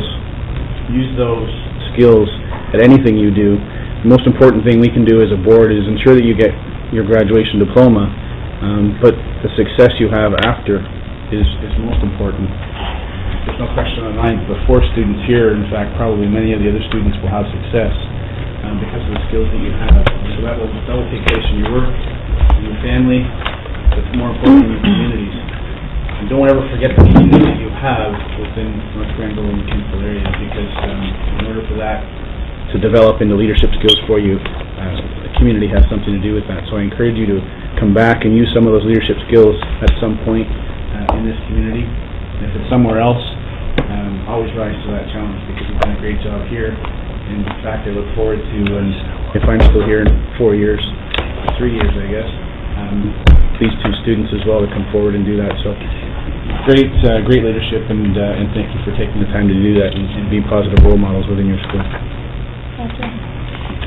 Trustee McMillan? I was at the Student Senate when you folks presented out there. I think Bill and I leaned against the wall during Simon Said and pretended we weren't going to be a part of the game, which is great because I would have sat down right off the bat like I did tonight. I felt the energy in the room, and there was a lot more of you there. But there's no doubt in my mind that Student Senate leaders left that room wanting it in their own schools, because the energy that you brought to the room, the confidence that you displayed, showed the power of students leading students. And there's, as a trustee, the greatest things that we get to do is to get to be attending things where students are doing their thing, and you were doing your thing. And on a personal level, as a teacher, I'm so proud of what students can do. But I'm even more proud when I see students helping other students become confident in themselves. There's nothing more powerful than that. And there's nothing more giving than what you're doing. So thank you so much for everything that you're doing. It's wonderful. All right, any other comments? Director? Thank you. I, too, as the sort of first teacher of the board, would like to thank you for this, and just share with the trustees a little history so they understand that this project, we're committed $100,000 to it next year, and each of our high schools will be moving with it, and we're very, very proud of that. I've made the last 2.5, nearly 3 years, it's a sincere commitment myself to educate myself on mental health issues, particularly as they relate to school. And Dr. Barrett from Australia, who I had the opportunity to speak with, said that the most significant issue that we have to deal with mental health is that we've got to destigmatize it, that you have to be a doctor to work with other people.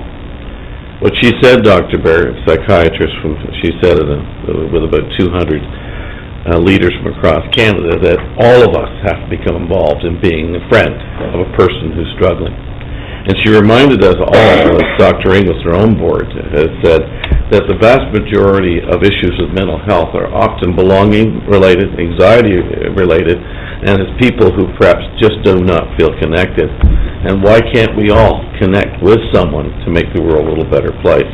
And so, as Trustee McAllister said, but to demystify this so we start to become more responsible at how we work with one another. See, I think what's going to happen with this, and it was fantastic to hear the anti-bullying role. It's marvelous to hear that there was one student who didn't get 1 credit of 4 credits. If that was all of Ontario, it would make our job easier around this table. It's a wonderful message. That is, you connect people's hearts and you connect their minds, that academically, emotionally, spiritually, they'll win for those things. I guess what I'm really pleased with is that Taylor made those close the gap, and Taylor sort of winked and thought I was competitive. When I first funded this program as a pilot program in North Grenville, I said to Steve, I want to know the impact it's going to have, because I want to see academic improvement, and I want to see behavior-related bullying stuff go down, and what do you think? And we ran at this, and I came in one day because I wanted to know how it was going, and I had 5 students presented to me, and Taylor was one. I proceeded to ask a series of questions, and I told Taylor a story, a wonderful story, of a student whose sister was killed tragically in a car accident, and the teacher in that school that day, about 2 or 3 weeks later, drove to her house to see her and tell her, we need you back at school, your sister has passed away, that's sad, but we've got to get you back into school, and I'll meet you whenever you're ready. And then Taylor turned to me and I said, that's a story of love, and Taylor says, yeah, we're really good at the teachers love us, but you know something? We love the other kids in our school, too. And then she told me a story about a girl at lunch hour who really never had a real friend to sit with at lunch hour. Now, she and the group befriended her, this person, and I imagine right from that moment on, that person became a friend. I knew from the way they talked to me at that time that this had to happen in all of our schools, because, Taylor, you were open and honest and straightforward, and you said it the way it was meant to be said. And as Trustee McDonald said, don't ever back down. Your leadership is needed, and each of you, your leadership is needed to make an impact in our community so that we're better. And so finally, I see what you're going to be able to do with us now is not only reduce bullying and increase our academic results, but to move beyond tolerance with other kids. But as you did when you invited that girl to sit down with you, to move to acceptance. And acceptance, I think, is the real beginning of people belonging to something and then getting the very best of themselves. I'm very, very proud of you. I think you must be very, very proud that this is going to spread right across our board. And teachers have been trained, students are being trained, and as your teacher said so marvelously, people are right now being selected for these roles in all of our schools across Eastern Ontario. It's wonderful. I even believe that the chair's son may have been selected as a leader in his school to become one of the people to help the kids along. I wish you all the best, and I think it's going to be fabulous. I think we have really begun to seriously look at the journey of wellness and how it applies to mental health, so thank you. All right, just before you're done, I get the final word before we let Val come back and finish off her presentation. Thank you. Thanks for taking the time.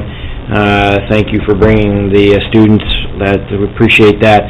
I do have a quick question. One of the things I've heard discussed is, because it's a new program in some schools, in all of our schools except yours, is that the only one that's running? Because there's no experience with it, is what does the workload look like? What does this look like in terms of, say, compared to any of the other 4U courses? Well, I think I probably spent the most effort on Link Crew, but my marks that semester were the best they'd been in high school. So as long as you're willing to put the effort in, it's not going to, there's no negative impact as long as you're committed. That's good. That's a good answer. All right. Thank you. All right. Thank you. Okay, just one second. Trustee McPherson, do you have a quick question? Yeah, just in your presentation, it's not for the students, it's through the chair.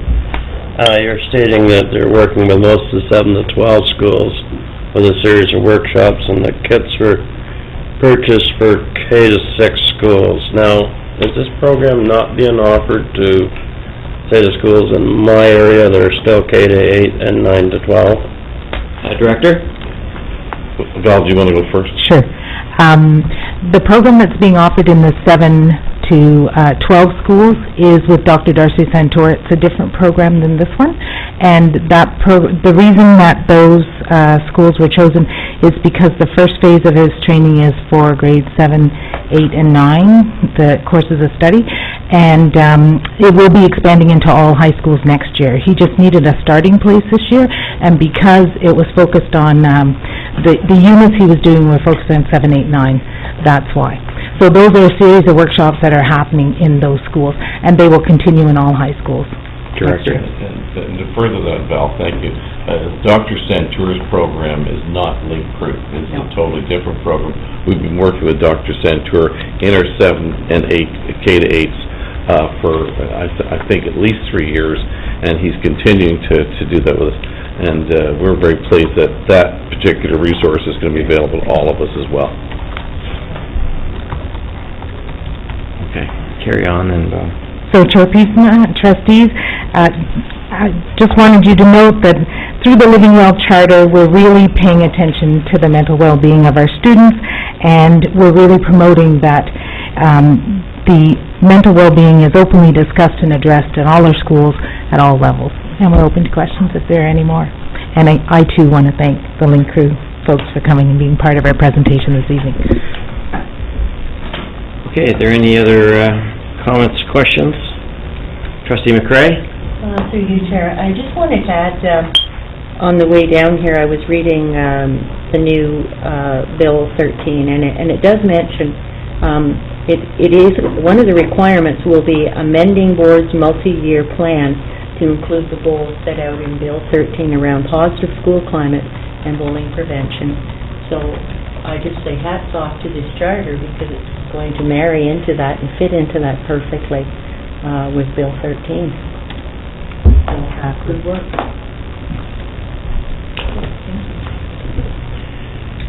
Okay, all right. Thank you, Val, for your presentation. Thank you, Trustee McAllister, as well.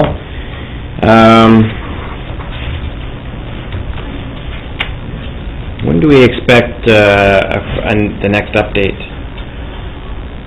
I would think around November. November?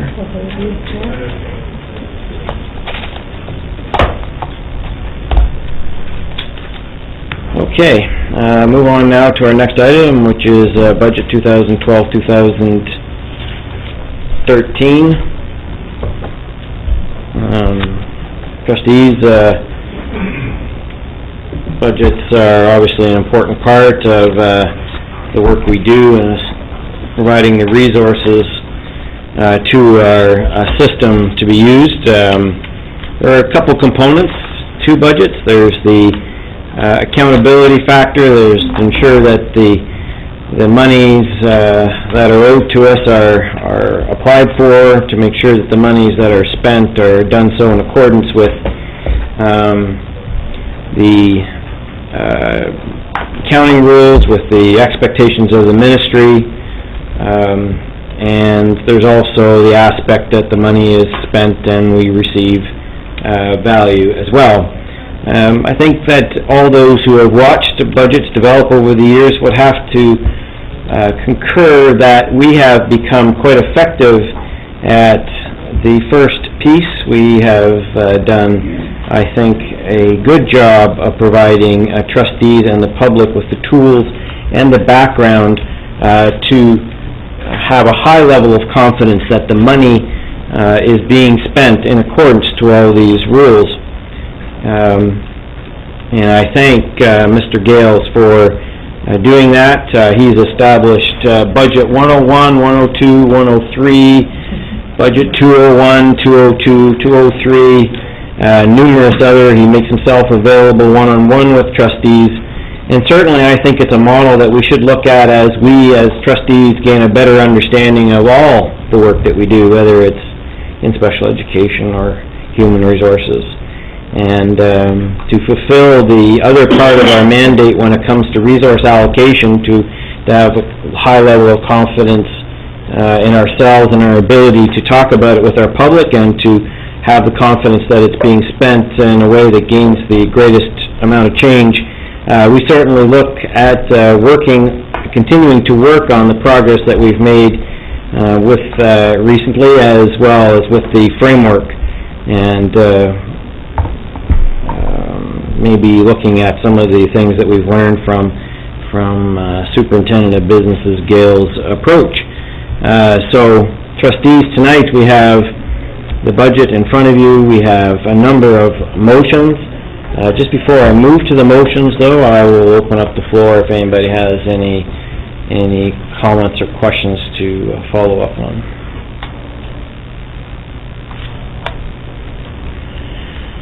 Trustee McDonald? Thank you, Mr. Chair. I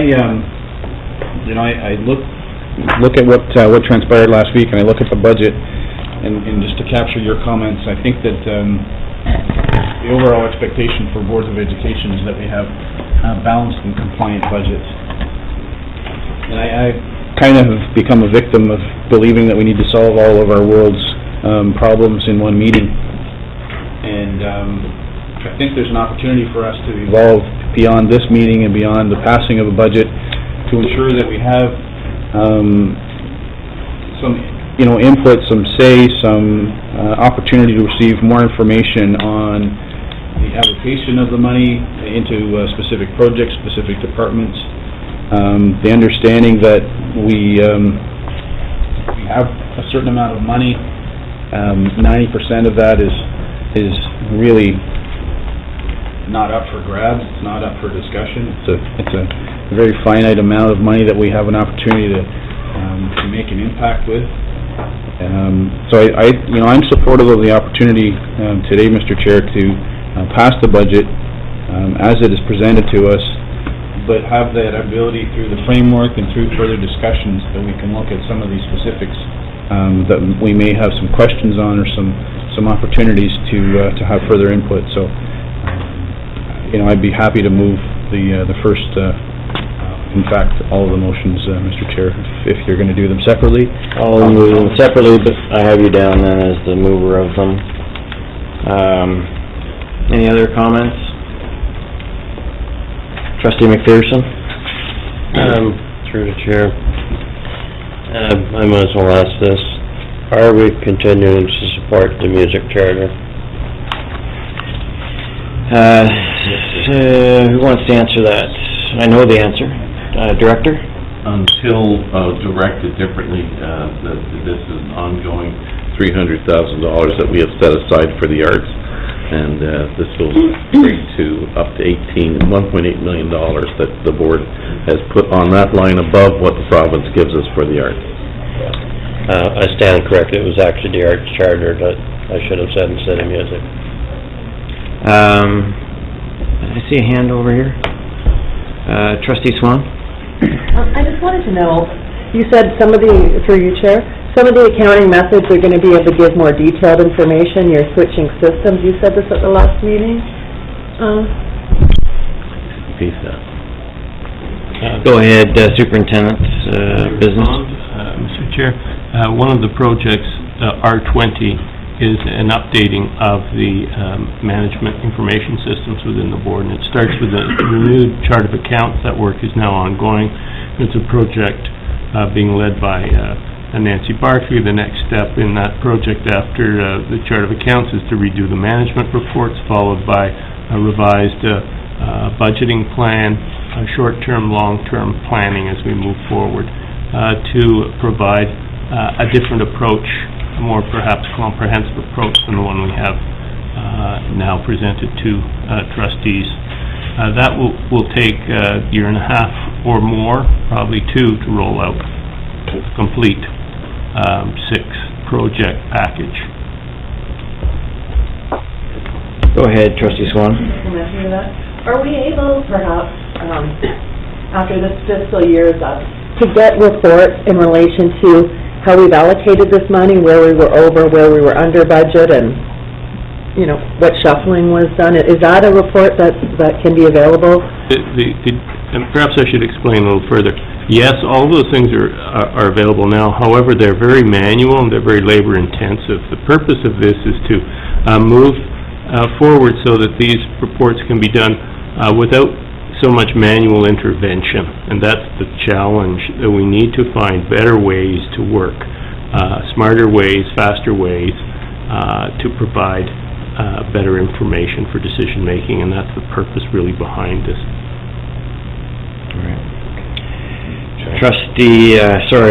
Director Thomas? The other piece that I think the trustees have to be fully aware with the public sector accounting that Nancy Barclay is bringing to, that they have to bring, is that this will be automated so that the province can go right into literally every line and see real details about, what's going on, and that right now we've not had the mechanisms to sort of break, other than to go through the actual every single piece of paper. So this will be a new way of working, but it's really about the province looking at the school boards and saying, how do we have a better line on what's going on? Rick, the other piece that I believe Trustee Swan may have wanted to know about in the public sector accounting piece is how a retirement gratuity of that perhaps is going to be looked at differently on the books, the records. The proposal from, if I may, the proposal from the Drummond Commission would be to freeze retirement gratuities as of September 1st. That liability on the books currently is $33 million. Now, the proposal is to start to bring that into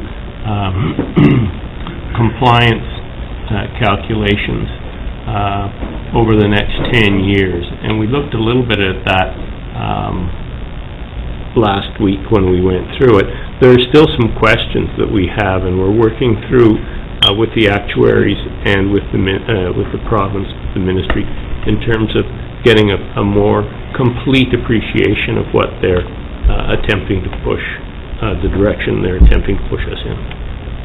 And we'll be back to you on that aspect, because it is an outstanding liability that would be paid over the next 20 years, providing, of course, that the Drummond freeze does occur, and so that would be a liability of $33 million that would have to be paid out over 20 years. That has to be accounted for, and it's a question of how do you account for that.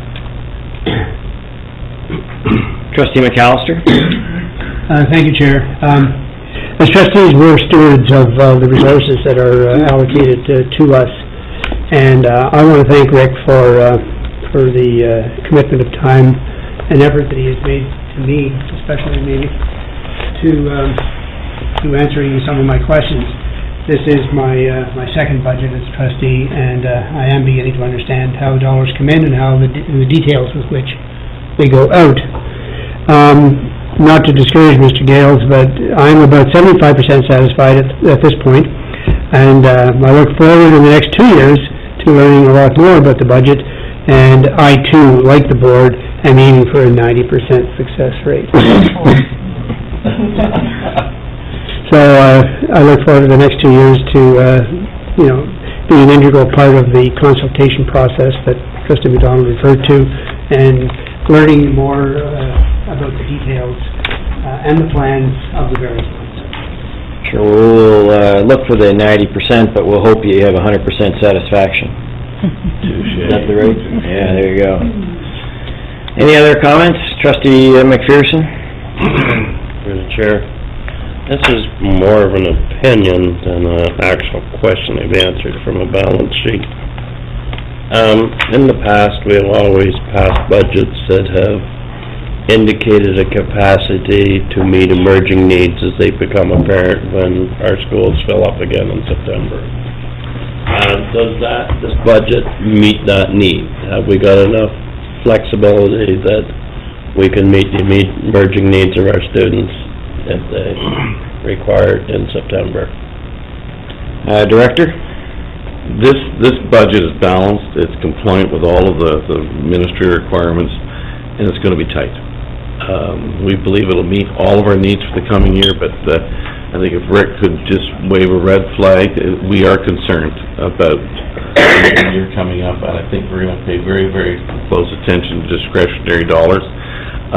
In the past, I think the board knows this, I think Trustee McCray recognized it tonight, we have really played an anticipatory role of things coming down and tried to be ahead of it. You may remember with quality daily phys ed and nutrition, we were 2 years ahead of the province. Then they started funding, but we'd already committed to several thousands of dollars to do that. So when that money came in, it helped us with other projects. I think we're going to be very, very cautious of being too anticipatory, because if we were thinking money might flow later, it may not. So we're going to have to pay very close attention and recognize that if we do start a crew charter to bring change to the organization, we must be prepared to think of how we might have to get that out of current budgets and not wait for a money bomb, as they say, that might be coming in from the province. We have to be very, very close and pay attention to what's going on. Thank you. I think, too, you might be referring to the allotment that, for staffing changes, too, that we've carried, the surplus, or that we built into the budget as well. Yeah, in the past, we've had that. There is, correct me if I'm wrong, 1.2? 1.1 million. Okay, 1.1 million to help with that process as we've had in the past. Thank you. Trustee McCray? Yes, through you, Chair. I just wanted to elaborate on Trustee McAllister's comment about wanting to know, understand the budget at a 90% rate. And so we're going to see him in 2013 create budget 2013.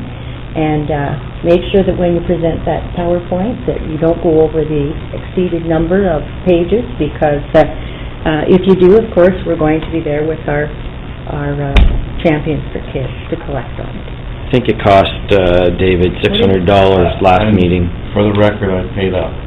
Yeah, $600 it cost him. Keep printing those. All right, any other comments? Okay, I have a number of motions. I have a mover. Somebody just want to give me a blanket seconder here? Trustee McAllister. First motion, moved by Trustee McDonald, seconded by Trustee McAllister. The Upper Canada District School Board approved the 2012-2013 annual projected expenditures in the amount of $350,258,254, plus all additional amounts subsequently allocated by the ministry. Please cast your ballots.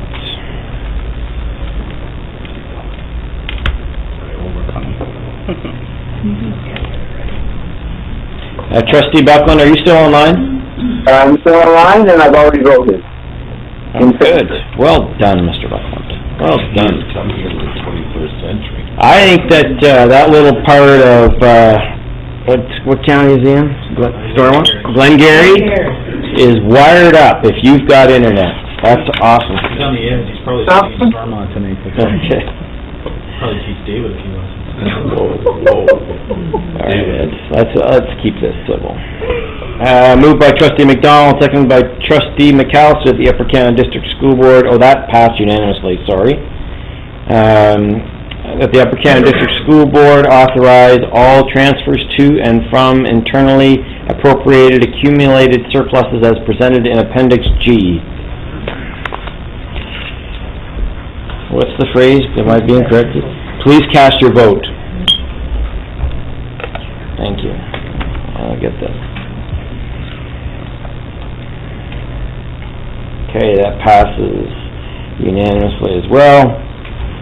Moved by Trustee McDonald and seconded by Trustee McAllister that the Upper Canada District School Board authorize administration to borrow funds as stipulated in Board Policy 325 and consistent with Board banking contract for cash flow purposes and to support the operational capital needs of the Board for 2012-13. Please cast your vote.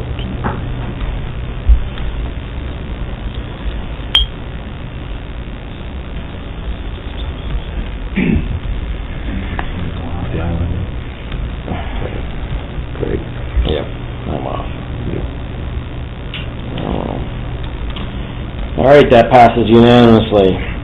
Moved by trustee McDonald, seconded by trustee McAllister, that the Upper Canada District School Board authorize a credit facility with its bank, RBC Royal Bank, of $18 million for short-term borrowing needs related to the construction of North Grenville District High School until such time as long-term financing can be arranged. Please cast your... Can I ask you a question? Yep. And I'm not sure it's related. I'll tell you. I'm sure you will. Do we tender for our banking services? Yes, we do. We do. Thank you. Yes. Votes.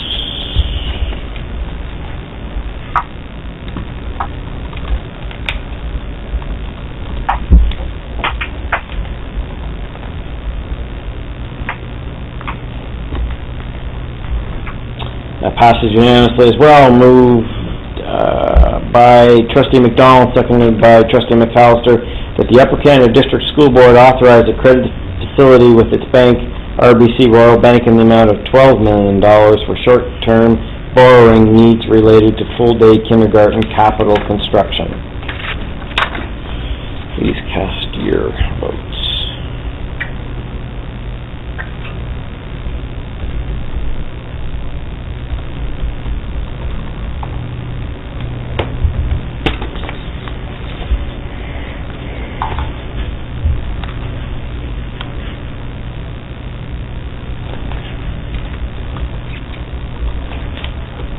Okay, that passes as well unanimously. All right, thank you everyone, and thank you Mr. Gales for bringing forward this year's budget, and we'll look forward to starting the process in September next year. Director? Thank you, Rick, and I know that you would be probably disappointed if I didn't recognize your department. And budgets and finance, you wonder how they're potentially connected to 90%, but if we didn't get everyone's paychecks accurate, then pretty quickly people wouldn't be paying a lot of attention to what they're doing. Nancy, we do have your department, people up here tonight stand up so we can recognize them. These are the pencil people. These are the people that have pocket protectors.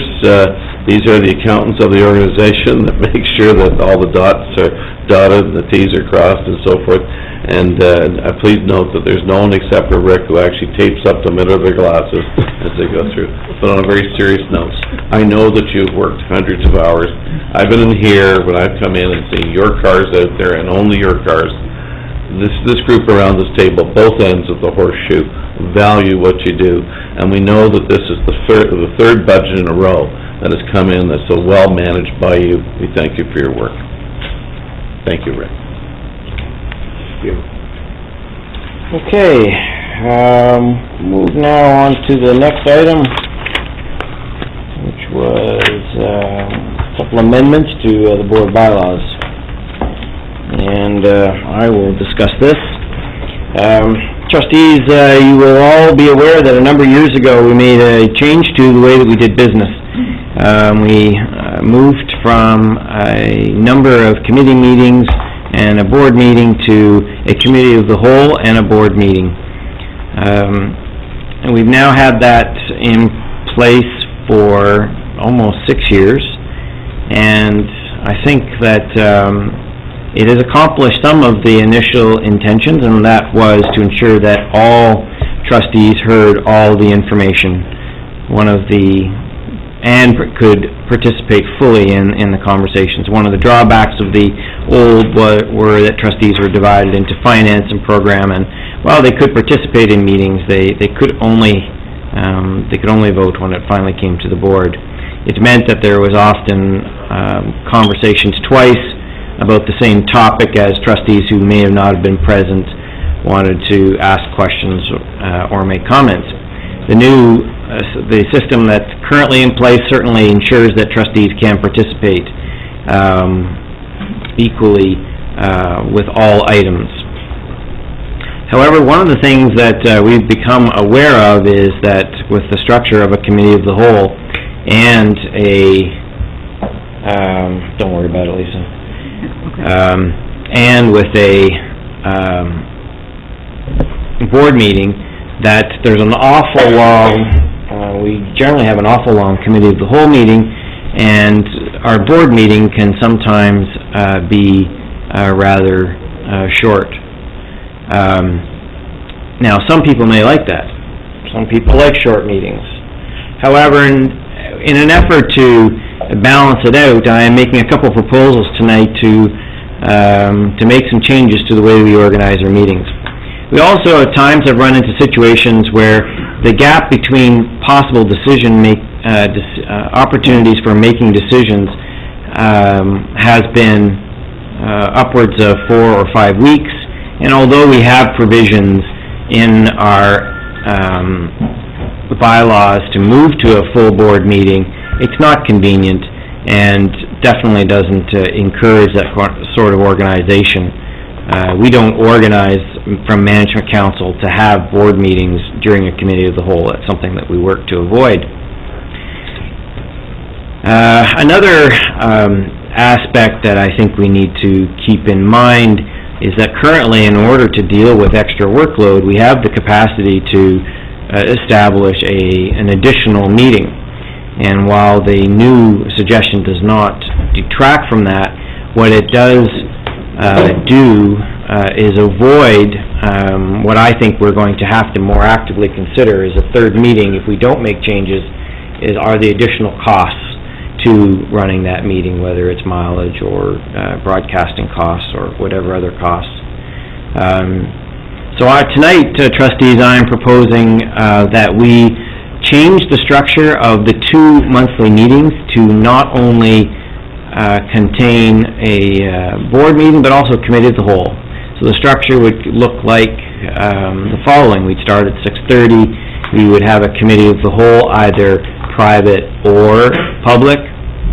Just in passing, I'll mention that one of the other problems that we have with the current structure is that scheduling a private session, because of the way that we time our meetings, sometimes means that the private session discussion doesn't get fully completed, despite the best efforts of the chair of the private session, First Vice McMillan. So the new system would allow for the private session to occur until it actually was finished. We don't have many private sessions. I think that's worth noting. However, I believe that this structure would allow for the completion of the meeting, of the private session, more effectively. So we would have private committee of the whole, public or private, at a predetermined time. I believe 8:30 would probably be appropriate. We would have a timed board meeting. We would deal with all those motions that we needed to pass. Typically, we've been able to move through that part of the meeting fairly rapidly. 30-40 minutes is not uncommon if you factor out the beginning meetings, the national anthem and such. National anthem, I would propose we would have at every meeting and start the meeting with that at 6:30. Following the board meeting, we could then go back to the committee of the whole meeting and finish up any business that hadn't finished from the first part of the session. We would still have the ability to have items staggered over 2 weeks, so that we had that safety net, that ability for our communities to respond to information that we may have heard in the committee of the whole. However, we would also have the ability to move an item, discuss it at the committee of the whole, and still have the option of passing it that night. We're also suggesting one other change. If you could scroll to that, I could. The last number of bylaw amendments have incurred attempts to try to minimize the number of times that we have to come and ask for changes. So having the provisions to allow for that. You might suggest that, well, why don't you just have meetings when it's convenient? However, I believe that part of a transparent organizations are that people can anticipate when there are meetings so that they can schedule their participation. So it's important that we still maintain that. But in the case of June, we'd be adding a proviso to change the meetings in June to the first and third Wednesdays, and that is to acknowledge the fact that we have traditionally, our high schools use the last week of June for graduations, and that's a very important part of the school year for us, and trustees want to be able to attend those. We also currently don't have any exclusion for not having scheduled meetings in July and August, although that has been our practice for as long as I can remember. So there are those two main changes. I'd certainly answer any questions and look forward to the discussion. Trustee McRae? One other thing, through you, Chair, I think that we might want to look at, and that's Section 465, and that's appointee to the Discipline Committee. And the reason I'm saying that is people might want to take a closer look at Bill 13 and what's going to be required down the road for trustees as part of that Discipline Committee. So you might want to take a look at that, and maybe consider 3 people, just because of the nature of the beast. So we'll certainly make note of that. Just in terms of process, I know the last time that we had bylaw amendments, I probably was not strict enough in terms of ensuring that any of the changes that we look at are part of the notice to motion. So a proper process is that unless it was itemized in the notice of motion or is germane with changes that arise from the notice of motion, that we would have to put that on the list for the next time we did it. But I'll have Trustee Liaison Officer Lisa Raymond put that on our list, and we'll ensure that we're compliant with that. Trustee McPherson? Are you proposing that every meeting be committee of the whole followed by board meeting? Correct. Now in here you state that public sessions of the committee of the whole shall commence at 6:30. So does that mean if you have a private session that it would commence at 6 o'clock? Can you scroll that up? Or should that read sessions of the committee of the whole? That was my intention.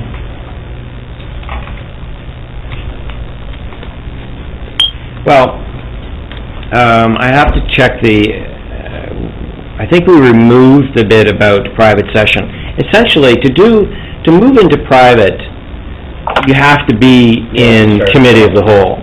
So I think what we've done is we've removed the section about private session. If you just check that, but I believe that's what we have. So we could start a private session at any time during the committee of the whole.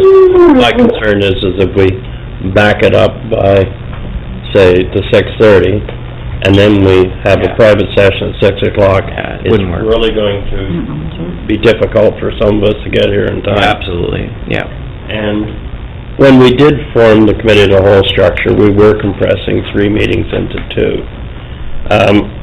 I've gone through this, not necessarily line by line, but I also have to remind ourselves, and I'm as bad as anybody here, of section 8.20, which limits the number of times we can speak and limits the amount of time we can speak. That is contained in our bylaws as well. Yeah. Yes, I mean, one of the things that happens with an organization is that the bylaws also become a product of the collective experience and precedents, and certainly we haven't ever enforced that. And I think that if we would probably want to look at whether that was our intent for both the committee of the whole and the board meeting, because committee of the whole is intended to be a little bit more freewheeling. I think that if we want to look at starting to enforce that, that's probably a conversation we'd want to have as a group before we did. Certainly, it's not been the practice. David, I did with the board, but not me. Okay. And certainly I would, if that's the will of the board, I'd do it, but I think that would only apply to the board section of the meeting. Just one question that's kind of not contained in this, but when we're dealing with an item as important, as large as the budget, could there be consideration given to going back to the previous practice of simply having a budget meeting? That we are dealing, the night that we move the budget, that we keep the agenda as absolutely simple as possible. Yeah, and that has been sort of how we've tried to plan it in terms of management council, but yeah, I think that's reasonable. I also think that going forward, we're hoping to take with the framework and moving a lot of the discussions up around the how and the why of the way we spend money, moving that forward in the year. We're hoping that we can take some of the pressure off the budget being such an event. I mean, it would be, if we could deal with all the other aspects in advance, and the budget, I believe, should just be the compliance piece that Rick presents. So hopefully we can avoid the idea that we need to dedicate a 3-hour meeting to just the budget, but certainly Trustee McPherson, we always try to ensure that the budget is given a lot of time, and we could consider just having it as the sole item. There's no problem with that. Trustee McRae? So through you, Chair, in terms of time management, how do you see this rolling out? We start at 6:30? Yeah. And we'll finish the committee as a whole at roughly... We would have a time stop at 8:30, and we would just move into a full board meeting at that point. So that's 8:30 to 10 then? No, it would go 8:30 until we were done that section, and then if we had committee of the whole business left over, we would then move back to that. Okay.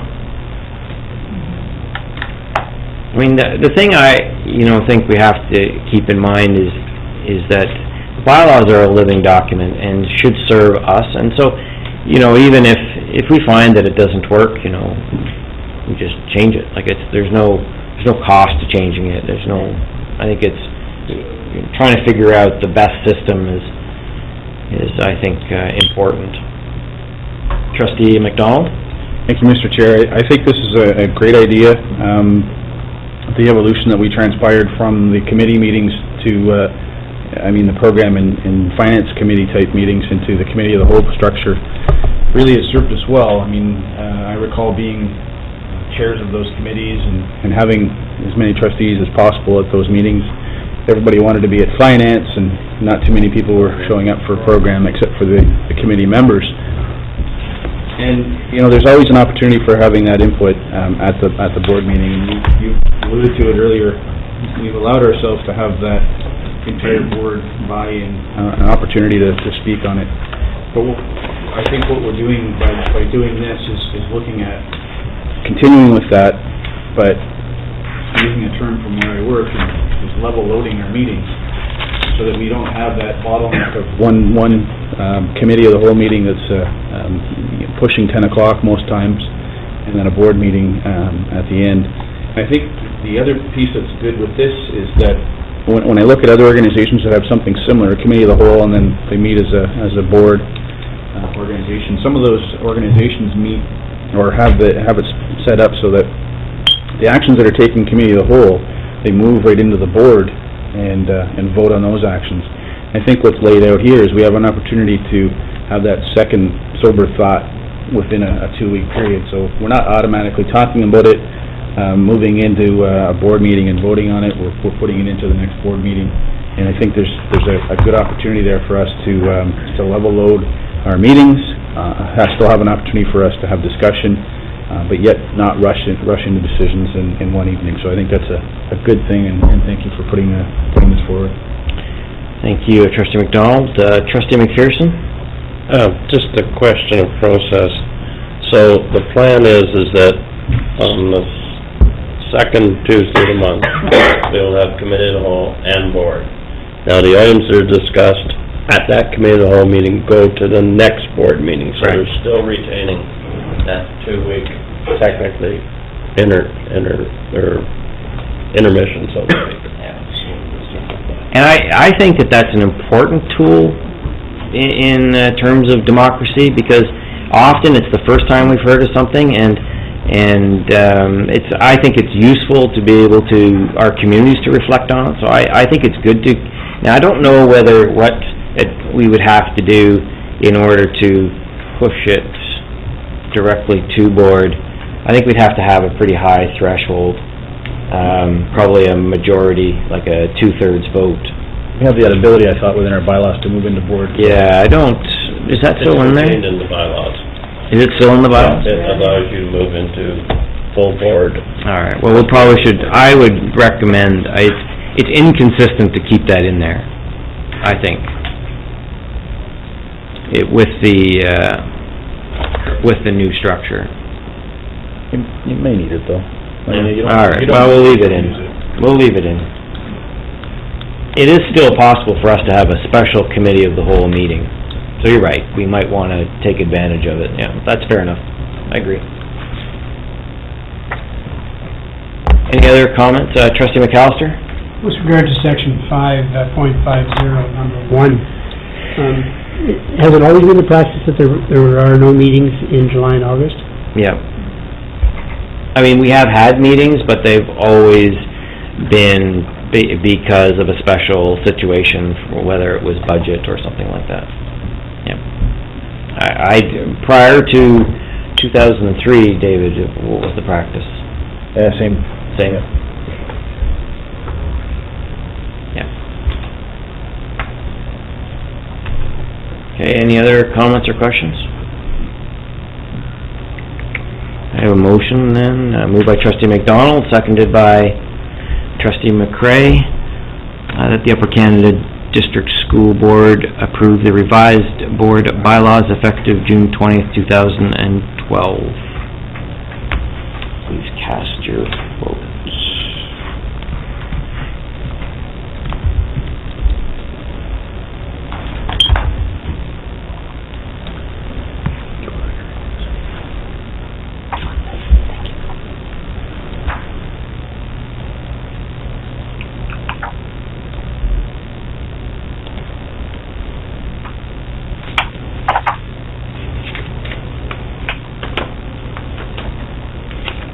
All right, that carries unanimously.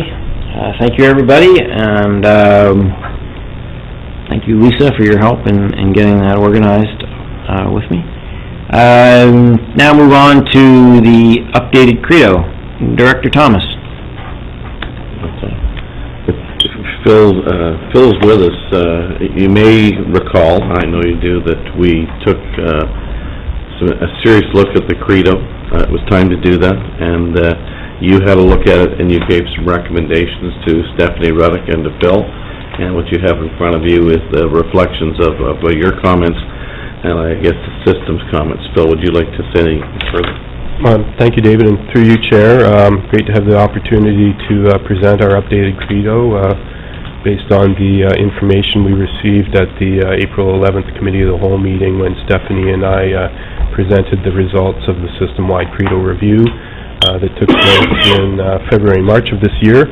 At the suggestion of trustees, you'll notice that we've kept the length of the credo intact, recognizing the need for the credo to be truly reflective of our actions on behalf of the students and communities that we serve. We've incorporated some minor wording changes to make the credo even clearer than it is right now. And we believe that the credo, as it's now worded, continues to reflect the actions that we do when no one is looking. And you'll notice in the document that we've done our best to maintain the spirit of all means all, and that should be evident throughout the newly formatted version of the credo that you'll also notice as the character always banner prominently evident on the right side of the page. So with that, we're pleased to present the updated credo. Thank you. All right, Trustee McCray. Through you, Chair. We just heard this evening a compelling presentation by our students on Link Crew, and the word belonging rang out quite loud and clear. Do we have that in here, the word belonging? And that was one item. And the other one is that I think one of the incredible things about our board is through our variety of different schools, how we're always giving back to the community, not just to our communities, but to our country, all over the world, where our students are involved in these different projects. And I'm just wondering, is that reflected in here? From my perspective, yes. I mean, Okay. I believe that's one of the On reasons why the board has become such a generous organization.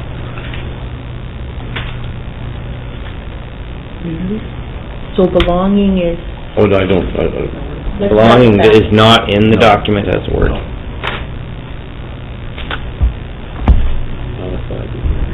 Any other comments? And through you... Yep, go ahead, Trustee McCray. And so, Director Thomas, the second one, where is that covered off on? I believe it's reflective of the entire spirit of the document. I think that the, If I go back to the first one, I believe that we can put that in here tonight, the belonging. Okay. Because I know it's difficult to wordsmith, but if you take a look at the very first, our first responsibility is to our students. You follow through there, and it says here, it goes, we will constantly strive to offer leadership in our classrooms and communities to help our students achieve academic, physical, social, and moral excellence, and a true sense of belonging. Bill? Absolutely. I think that covers the whole aspect of inclusion of the piece. If I the may, second piece, on the second one, I believe when you... third paragraph in the end. Community research, is that where you're thinking?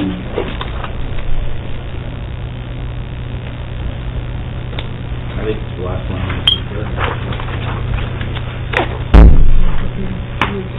Oh, I see, I agree, Dave. Okay. Okay, fair enough. Yeah. Thank you. Trustee McPherson? More of a comment than a question. This is a very powerful message, Director Thomas. You do not mince your words. You use the word are and will and we believe, and a very powerful message to send to our communities. Trustee Swan? Just a quick point, it's just so we catch it before, so it's printing, small typo on belief. Thank you. Oh, I think I agree. These were always worried about it. You read something so many times you don't see it. Thank you, Trustee Swan. I'd also like to point out, if I could, Chair, it would be our intent to bold the second last paragraph, the first line. We will promote environmental awareness among our staff, students, and within the community, to keep that in continual format with the rest of the document. Okay. Thank you. Trustee McCray? Through you, Chair. So, I guess my question is, where all are we using this, Director John? This is the backbone of our Character Always program. Right. What I do, I'll talk about how I use it, and then people around the table can have to explain. I quarterly meet with my staff on a variety of issues, but they quarterly meet with me. And most of the time it's followed by a social team building set. And I take them through each of this, and I say, where do we stand on this? Does this divide us apart from someone else because we maintain this? And so we go through it, and we renew ourselves and our commitment to it, because this is why we do what we do. As a director, twice a year, actually, this past year, 4 times a year, Trustee McAllister was there, I believe Trustee Carpenter was there, and so was our first vice chair. When I meet with the principals, the 200 or so, this is thrown down, they take a look at it, and I want a renewal of where we stand with this, and so, and what I model with is that this isn't something to go up on the wall, this is why I do what I do. I've always said the moment that this powerful document is really starting to take shape. Parents get it and hit me over the head with it. I will tell you this past year, and the senior team will do this, parents have been angry with us. Perhaps in one case, an operator who perhaps didn't think they were being treated fairly goes right to this and uses quotes it, so how you mean it. Now, it can be used for your own self-service, but the fact is, at the end of the day, we knew that this would become our measure to the community as we go through. And finally, I believe when you take a look at the wonderful work that's going on right now that's going to be transformational for our system that Linda Lumsden's working with operational excellence and service, is that this is really a service statement. This is what you can expect from us when you do business with us, whether you have a student in the school or whether you're tendering something, do you want a service for our board.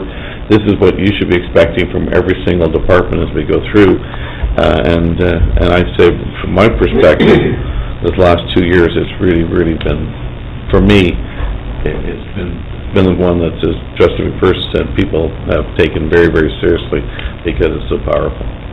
Thank you.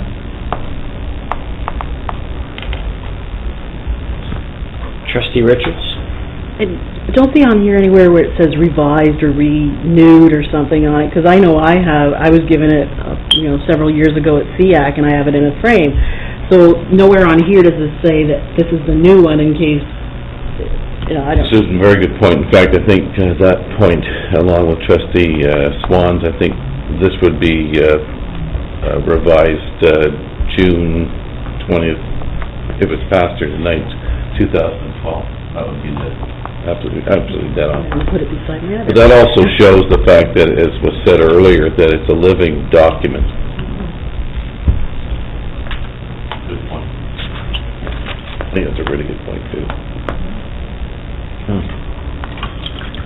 Any other comments? Trustee Swan? Just lastly, on the previous point I made, I don't know if it's just my computer, because I looked on Trustee McAllister's document, and everything's spelled right. And on mine, all the bolded sections, every I has become a capital. We're testing certain people, are we, Phil? Yeah, I think we are. I am,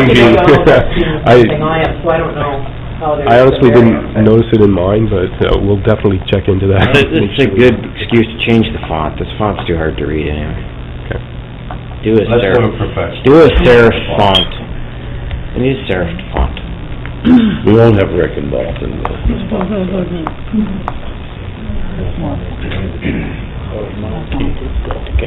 I think it has to be an easy read font. All right, so you don't know what you're talking about. All right. Good, so this brings to the end of the process. There are no further comments, questions. Thanks, everybody. We need a vote, though. Moved by Trustee McDonald, seconded by Trustee McCray, the Upper Canada District School Board approve the updated Upper Canada District School Board Character Always Living Credo attached as Appendix A with the 2 modifications.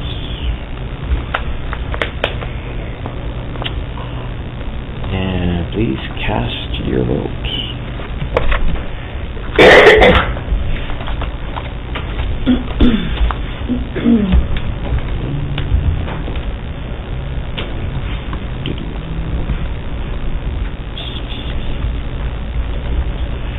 Do you expect to review it again? 3 years. 3 years. All right, that passes unanimously. Thank you, everybody. Thank you, Mr. Dawes, for your leadership, and Stephanie, too, as well. We're going to move now. Just give Trustee McAllister an opportunity to leave. Superintendent of Human Resources, do you want to just give us an update on negotiations, please? Yes, thank you, Chair Petersma. The Upper Canada District School Board has 6 collective agreements with various union groups. All of these agreements expire on August 31st, 2012. The Board has received notice to bargain from the following union locals: secondary teachers, secondary occasional teachers, professional services support personnel, elementary teachers, and elementary occasional teachers. We look forward to embarking on the local collective bargaining process and establishing new collective agreements that meet the needs of students, employees, and the Upper Canada School Board. That's the extent of my report. All right, so not much has changed, just some legal maneuvers. Okay. Any comments or questions? All right, thank you very much, Superintendent Patterson.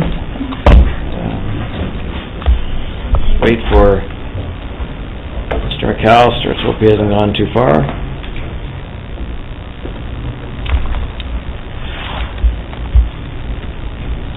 Great. A number of months ago, in a working session, we had the subject of innovation came up with the trustees, and through that discussion and numerous others, I asked Trustee Karkner to set up a team and to look at setting up an award to recognize innovation in our system. I'm very pleased tonight to see that this award is ready to be presented for approval by the trustees, consideration by the trustees, and ask that Trustee Karkner explain what we're up to here. Thank you, Chair. First of all, I'd like to thank Peter Garrow and John McAllister, Greg himself, and Lisa Raymond for working on this subcommittee with me. We have looked at many different ways of presenting this and just what we were looking for in an award that would be coming from the trustees and voted on by the trustees once the nomination forms have come in. We've had many awards given out tonight that we can be proud of, and I'm hoping that trustees will see that coming from trustees we can be even more proud of this award called the Innovation Award. We just looked at our credo, and the second paragraph refers to we are preparing our students for the future, and that we will make informed decisions, always seeking new and innovative ways to help our students attain their goals in a safe environment. So that fits perfectly into the award that I'm sharing with you tonight. Now, you have seen what the award looks like. It has been sent out, and you've had a chance to look at it. I had requested input quite some time ago, and didn't receive any feedback at that time, so you're either very happy or you didn't bother to read the article. But anyway, I'm hoping it's the former one. Anyway, the purpose of this award is to recognize the creativity or innovation of Upper Canada District School Board employees who are essential in any successful 21st century learning. And we're looking at all employee groups, not just the teacher group. All employee groups, custodians, EAs, office administrators, bus drivers, anyone who is connected to Upper Canada District School Board in any way. And there would have to be a nomination put forward by a peer, or we put it out also, we're hoping to put it out to the parent council, because they may feel that there's someone who has done something very innovative in their school setting and would like to nominate them for the award. So this is an award that can be achieved by our employees. Now, we've come up with a communication plan, and if you agree to this tonight, we want to be able to alert our entire staff and parent councils of this award, as I just said, put out a call for nominations, and to make everyone in Upper Canada aware of this award and its availability for nomination. And using not only the sessions that we have in August for leadership with our principals, but to get it out there on the Upper Canada website, and along with it some questions that might be asked. I'd also like to see it included on Facebook and Twitter, since those are social media that are now being used more frequently every day. Now, we haven't quite decided what the award will be, but one idea that we came up with is we could put this out to our secondary schools and perhaps a student could create the award, a one-of-a-kind award to show the innovation of the employee. And that would have to follow the criteria and so on. And I also sent you the nomination form, and it would just not be very cumbersome to submit. Basically 2 questions that would be answered. Explain what your nominee has done to be worthy of this award, and how does this innovation impact students or peer learning or achievement. Very simple questions, and could be answered in any way, any format. That would be the decision of the nominator.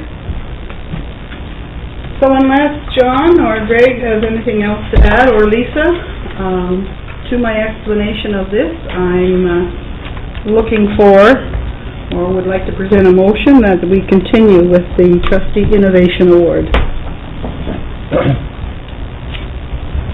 Do I have a seconder? Trustee McAllister. I think that to set it up, just add, I don't know whether that was included in your written overview, I don't remember reading it, but we would have an awards committee of trustees, and they would be responsible for the communication plan and shepherding it through. We want to make sure that we have a high level of awareness.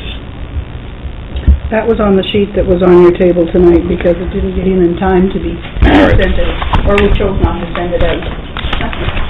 All right. Anyway, any other, Trustee McPherson? Point of clarification. I realize my hearing aids are running down, but I heard you mention bus drivers. Bus drivers are not employees of the board, or I would not be allowed to sit at this table. Right. They work for contractors who work for the board, so school bus drivers are not included in this innovation award. Thank you for that clarification. My error. Any other comments?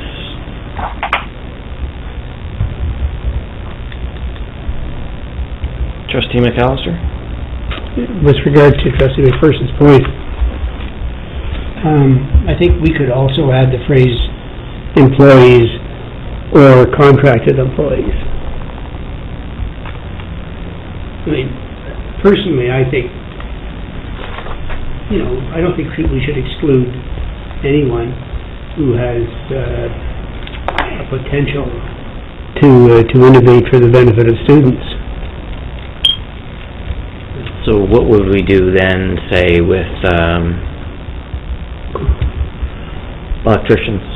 Like if we had contracted electricians?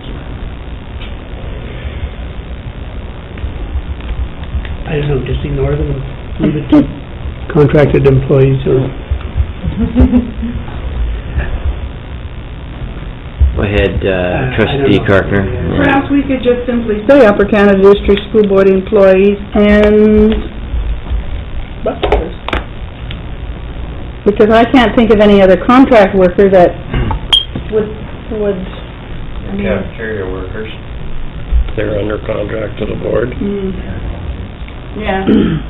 I think maybe we better just keep it tight for now, and, I mean, if we could always develop it with time, right? We can change the criteria over time. Sure. I know that our bus drivers are contracted, this is your thing, I just know that a bus driver, and no disrespect or notwithstanding Bill's on the table with us, a bus driver can set a huge tone, both negatively and positively for kids.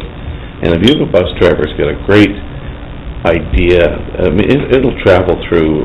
I've been on the bus with Bill. You get a great idea, it'll travel through the weird. Try to work that with several of the kids. It's a great idea.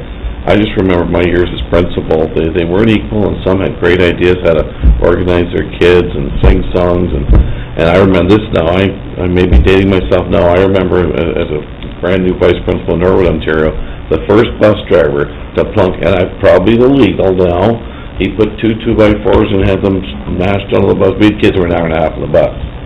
And he put the first video thing up there, and he says the kids were on for sometimes 2 hours, and they were watching. Probably he plugged it in there because he they slept or whatever.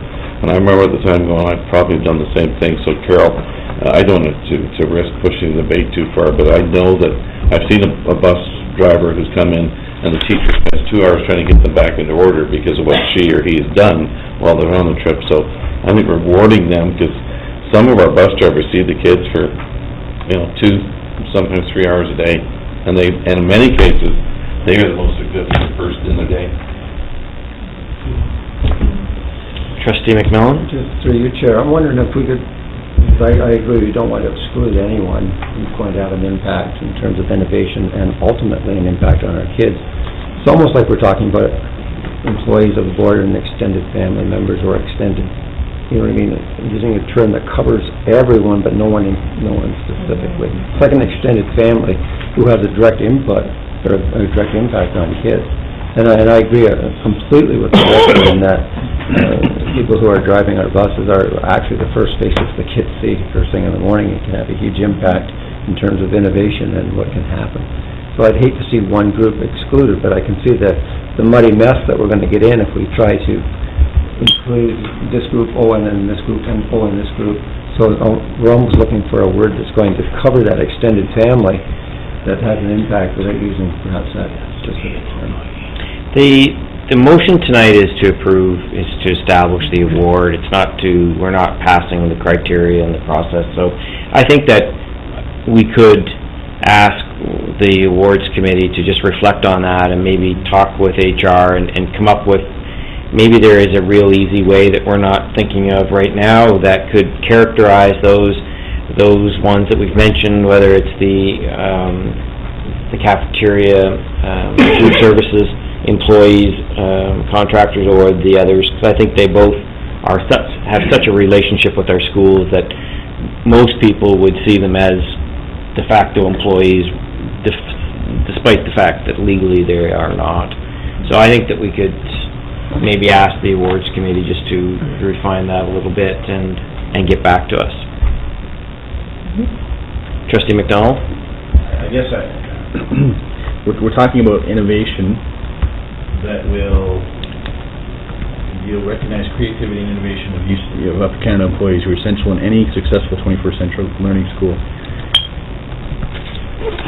I still struggle that this is a staff award to some degree. I understand that we want to recognize good performance, those kinds of things, but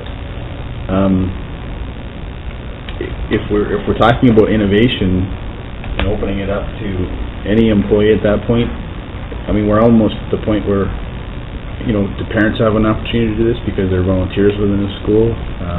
Are we just going to change it into an ideas forming process so that we have people submitting ideas and we determine whether we use those? I think the original intent was to recognize staff in our schools, and I know it can evolve, but unless you put some criteria around how you're going to choose people for being successful at innovation, I don't know. I don't know that, and this is no disrespect, but the contract employees, how much do they contribute to the classroom from an innovative perspective? And when I think of this award, I'm thinking it's innovative teaching practices. It's innovative practices within the class, within the school, which would promote learning. And I know that each individual contributes to the success of a student in the course of the day, but I don't know that they have that innovative technique or innovative capacity within a classroom. Trustee McAllister? I don't think we should limit this to innovation and tie it into to just what is happening in the classroom. While that is important, I think there are a lot of support people in our schools who contribute indirectly to the good management and success of students in classrooms. It could be the secretary who has a special relationship with with a student who is in trouble in the office, and she is a beacon for that student, or it could be the janitor. I just see a whole bunch of possibilities, and I would not want to tie it just to what is going on in the classroom direction. Charlotte Patterson suggests the phrase employees and those who provide direct services to students as a potential phrase. I don't think, the intention when we started was not to get into parents and not to get into volunteers. It was to recognize those.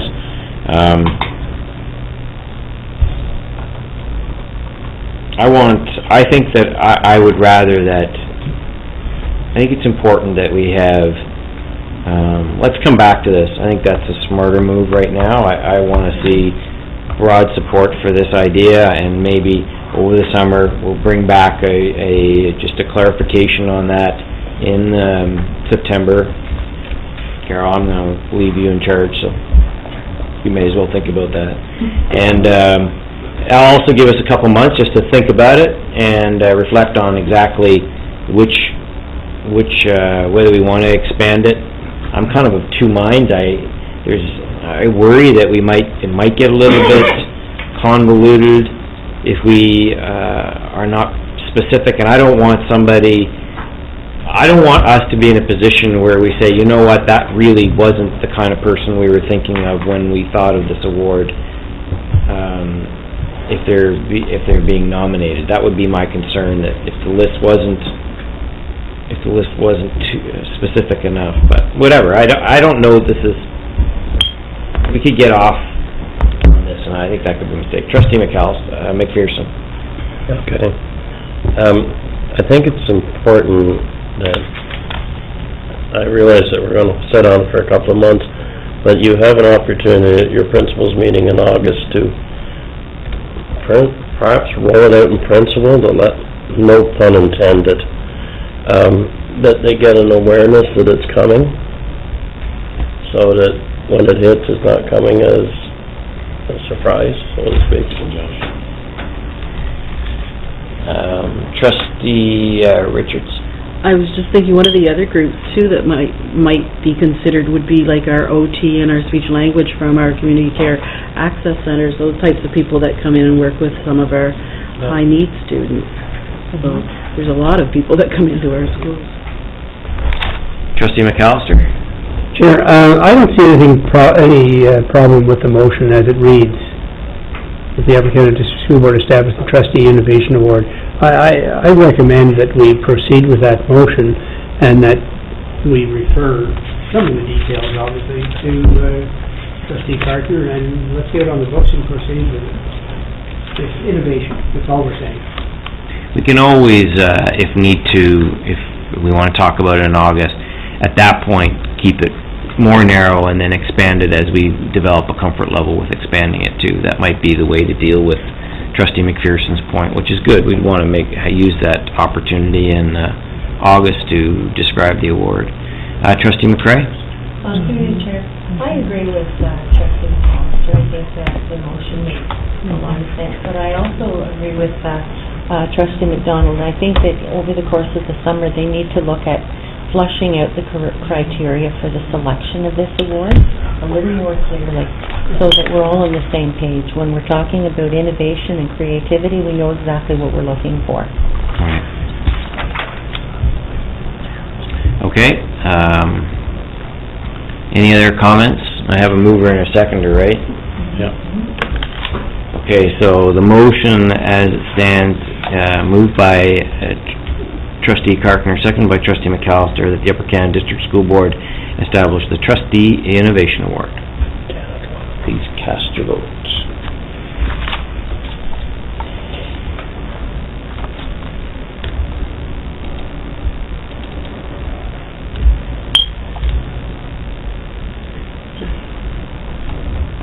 Okay, that passes unanimously. Thank you very much, Trustee Carkner, and for bringing this forward. And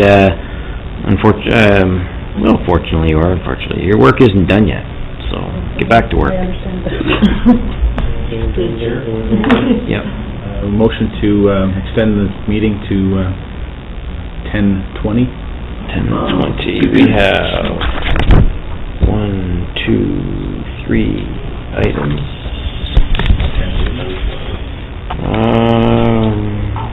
How long is your report, Trustee McPherson? Short. Yours? Short. 20 minutes should be good. Yeah, 20. Moved by Trustee McDonald, seconded by Trustee Swan. Did you put that? I just need to refresh my screen. Lisa created some templated motions so that we could...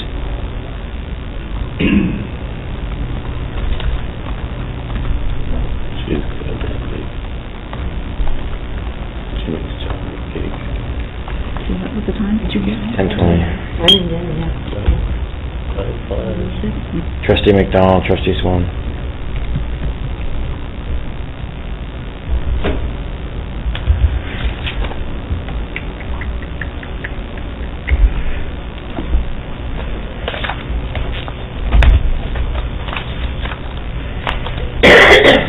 You in favor, Trustee McAllister? Yes. Okay. All right, that passes unanimously. Yeah, forget it.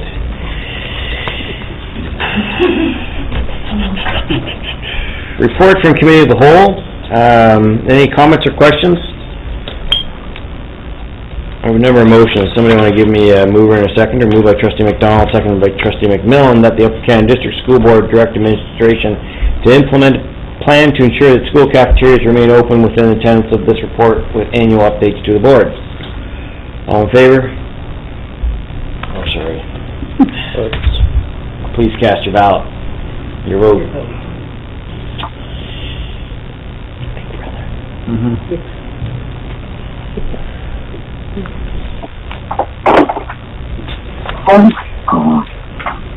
Amazing how you could... Trustee McAllister, you're in favor too? Yes, I am. I'm having a technical. Okay, moved by Trustee McDonald, seconded by Trustee McMillan, the Upper Canada District School Board report their findings on the implementation of PPM 150 to the Minister of Education. We'll be thrilled. Please cast your ballot. Your vote. Did I? Well, I did too. That is the one, right? No, we haven't done it. That's not the one you read, but I'm in favor of it. Okay, all right, sorry, and I must be missing one here on my cheat sheet. So are we voting on the one we got? Yeah, I vote on that one.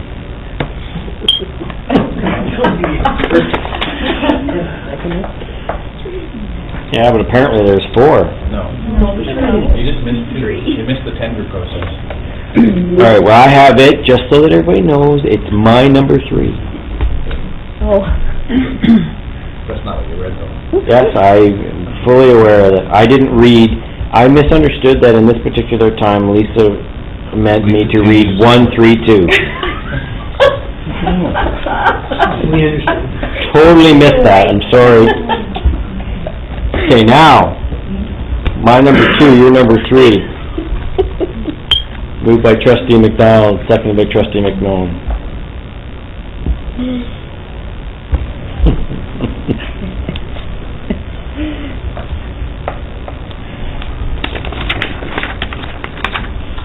She did that on purpose. Just tested. All right, that passes unanimously. Thank you, everybody. Now move on to the report of the Special Education Advisory Committee. Trustee McPherson, the floor is yours. Thank you.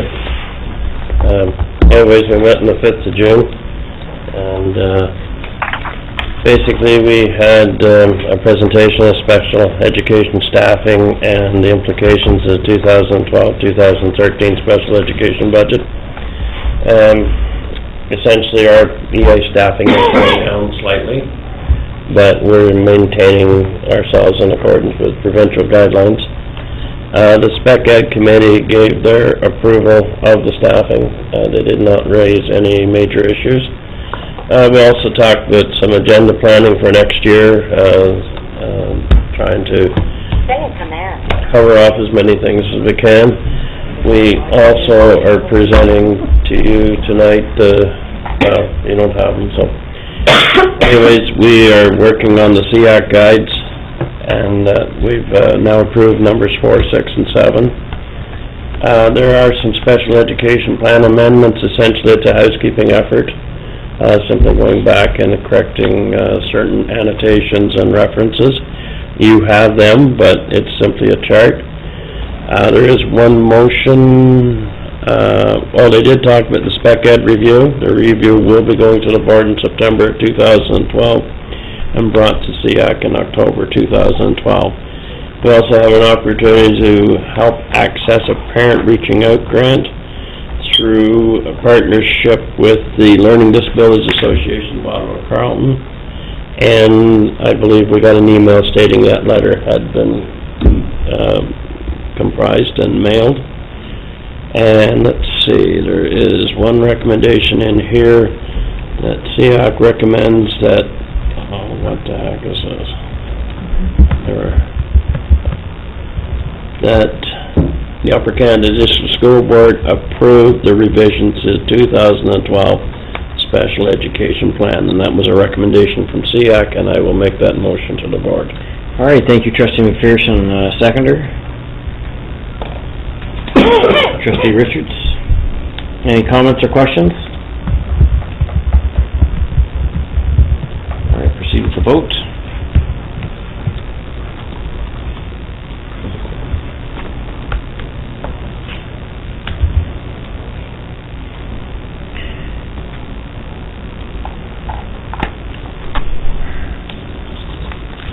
The answer to your question, Superintendent of Business Scales, is yes.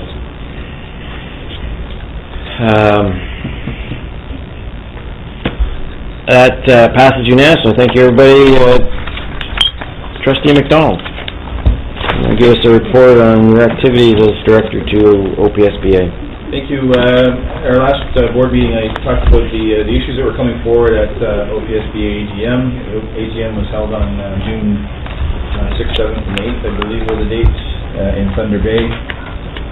All the resolutions that were presented to the board, this board, at our previous board meeting had passed. There was one addition to the to those resolutions. Ottawa Carleton District School Board brought a motion to the floor and was placed on the agenda for voting. The motion basically dealt with allowing or asking OPSBA to lobby the ministry to use or allow the access of education development charges to be used in situations where we have, I want to say infilling, and that's probably not the right word, I can't recall the right word, but in situations where we have growth boards, but it's not necessarily a new school or growth area in the school board, and the example would be the inner city of Ottawa or the inner city of Toronto. So potentially development charges would be applied to allow for the redevelopment of schools in those infilling areas.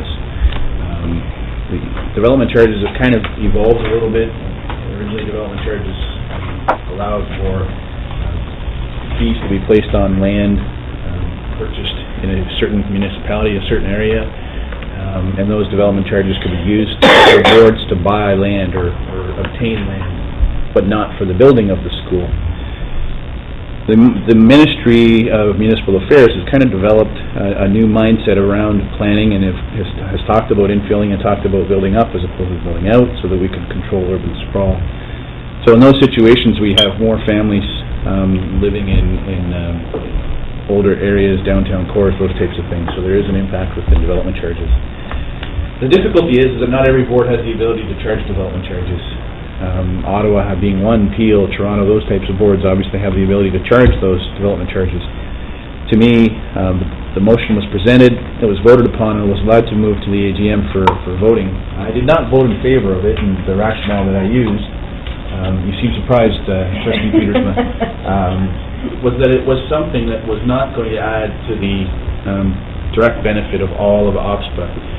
In my view, we voted on the priorities, we voted on the work that OPSBA was going to be doing over the course of the next year, and those, in my view, had an opportunity to make a bigger impact for all boards across Ontario as opposed to a select few. I did not want to make it into a priority issue for the board. So, it did get on, it passed, but with a modification to some degree. It's actually being deployed to the policy development work team to be reviewed, and so that it would become part of an ongoing process that the OPSPA would look at it.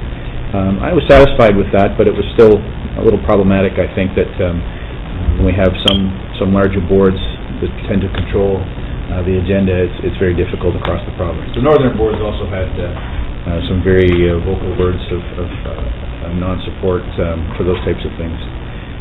Other than that, the AGM was, from a motion standpoint or bylaws and policy process, was uneventful. We did have election of officers. Catherine Fife was acclaimed as a president. Lori Luckinuck is first vice. And Michael Barrett is our second vice, which is the same thing that occurred this past year.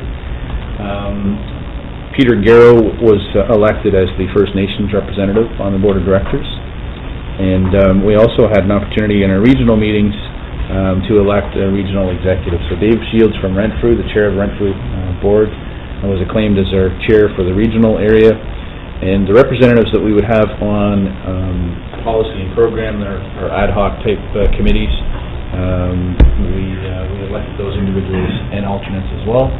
So I'm very happy to say that Carol Karkner is the representative on the program development team, and John is on the policy team. And I think that's the second year for them as well.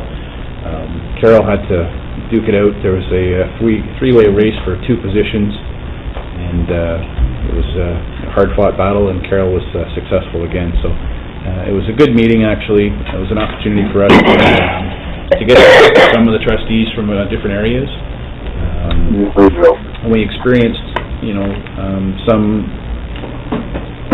issues that other boards are having, and any of those opportunities that we can have to talk to other trustees, whether it be in a session or at the dinners that are provided, those are enriching opportunities for us to come back with ideas, for ideas for us to potentially implement, but B, also an opportunity for us to talk about how we're doing things and listen to some of the reactions that other boards have.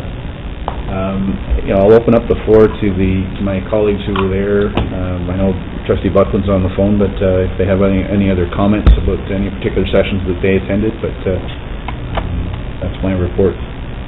Thank you, Trustee McDonald. With that kind of representation, we must almost run OPSPA. We must be getting close. We're close. Good. Trustee McAllister or Karkner, do you have anything you want to add? Nothing to add, just a question. Was there any, that's through you, Chair. Yeah. Was there any, were there any motions or was there any effort on behalf of the delegates to have OPSPA exert a stronger leadership role, say with regard to negotiations or the funding formula or whatever? Mr. Chair, go ahead. There wasn't any votes, any motions in that sense. I will say that a lot of the talk wasn't around negotiations. It was around some of the work that's being done at potential discussions of amalgamations. That was a lot of the discussion in sessions or outside of sessions, I think it's odd enough that labor relations really wasn't a hot topic. There were some, don't get me wrong, but certainly wasn't the major issue. So the intent, or I say the perceived intent behind the whole amalgamation thing is working, it's distracting boards. Good. Awesome. Trustee Buckland, is there anything you want to add to the Trustee McDonald's report on the AGM? No, I think it was a worthwhile trip. I think Trustee McDonald has a comprehensive review, and you can see that our board is strong in Ontario representation at the OPSBA level. Awesome. Trustee Karkner? I won't comment tonight, but I will be submitting a written report. All right, anything else? All right, thank you. Trustee McDonald, we'll now move to, any comments? Trustees, first, Trustee McPherson? I attended the session for the school lunch program at St. John's Elementary School in Perth. This is the Breakfast for Learning program. It's hard to believe, but in Latter County they have served over 1 million lunches in the life of this program. And this program goes back to predating the board, so they've been at it for quite a while. They're currently serving approximately 24 schools in Latter County. And the person that is in charge of it is a person named Sharon Bajersko. Sharon and I first crossed paths in the 4-H program in Latter County, and all I can say about Sharon is that if she gets involved in something that involves kids, and it usually involves something pretty wonderful. So it was nice to be invited to go out as the trustee and say a few words on behalf of the board, and that's it. Thank you. Trustee McMillan? Through you, Chair, I know this is a time of year when we're all attending graduations, but last night, Trustee McAllister and I, along with Superintendent Lumsden, were at T.R. Leger graduation. And it's my second time I've been a part of those graduation experiences, and they are like nothing I've ever experienced. The emotion, the hardships, the struggles these kids have had to endure to get to where they are, because, you know, initially they didn't fit into the mainstream, and they lost kind of their passion for education, or through sometimes no fault of their own, through obstacles that got in their way. As many of those kids said last night, life got in the way. And it's so refreshing to sit there and see kids starting to value education again. But what I want to compliment is not just the administration of T.R. Leger, but the staff, because almost every student spoke highly of one significant or many significant adults to encourage them to get across their own personal line and help them deal with their own demons. And it was a very, very powerful experience. And just on a side note, Linda, incredible speech. Well done. So it was very touching that the staff is to be commended for what they do to those kids. Trustee McAllister? I enjoyed that graduation as well, and I'll be attending, like most of you, many others next week, as well as the presentations from the character awards. Trustee McMillan and I tomorrow are heading to Akwesasne for the First Nations Field Day at the invitation of Trustee Garrow, so we look forward to that. And it's been a rather successful year, judging by the good news that is coming from all our schools and our school councils and their work. Trustee Karkner? Just to say that I attended the Champions for Kids as a trustee representative today, and just a couple of things that I'm going to share with you. The penny drive that was going on around the board, they say that there's over $10,000 committed for Champions for Kids from that organization. So I think that's pretty amazing stuff, and our schools need to be congratulated for that. One of the biggest fundraisers we have is the golf tournament coming up next week, or 2 weeks' time. And I encourage you, if you're not going out to golf, that you get out there and volunteer in some way, or come to the banquet, or do something to show your support for Champions for Kids. And basically that's it for now. Anything else? Director, do you have any closing comments? And then I'll wrap it up. We got a couple minutes left here. The piece that I'd just like to, it has been really great. Trustee McAllister said a fabulous year. But this, of all the years, the wrap-up stories that I've had that have come in about teachers going the extra mile, EAs, office administrators going the extra mile, making connections is wonderful. But let me share two very quickly with you. A little boy in one of our schools who is blind with many, many challenges, and the parents didn't want him to travel on a trip because they felt one of them had to be with him no matter what, and teacher and teacher and the EA said, no, we can do this. He convinced these parents were very, very protective of their little guys, they should be, and he went on the trip. And he came back, even with his limited ability to communicate, the parents had said it was the trip of his life. And I mean, it'd be very easy for the teacher to say, oh, you don't care, we'll keep them home, that's good. But they did, no, come and join us, and it's very proud. And the other one, the little situation we came across the other day, a wonderful office administrator who was giving time out in a very innovative way to a little boy who perhaps had all kinds of energy. And the story was told by Val, but it certainly captured all of our attention. He came into the office administrator and pulled a goldfish out of his pocket and said, look at this. And she said, oh my goodness. And then they saved the goldfish, put him in the water, even though he'd been in the pocket for significant time. And the office administrator phoned home and said, and spoke to the father. The father said, yes, you've got one, but where's the other? And so it just was lighthearted, but you just see the special relationship that that office administrator had with, I don't think that's the way we should do show and tell, but thank you, Val, for the story. I've told it many times. I think the other fish, no, never mind. I won't go there. Anyway, thanks, everybody, for your comments tonight. Just in wrapping up, this does bring to end the 2011-2012 school year and our scheduled number of meetings.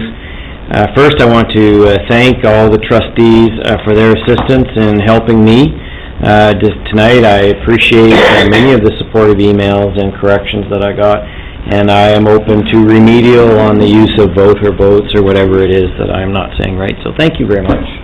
It's well noted.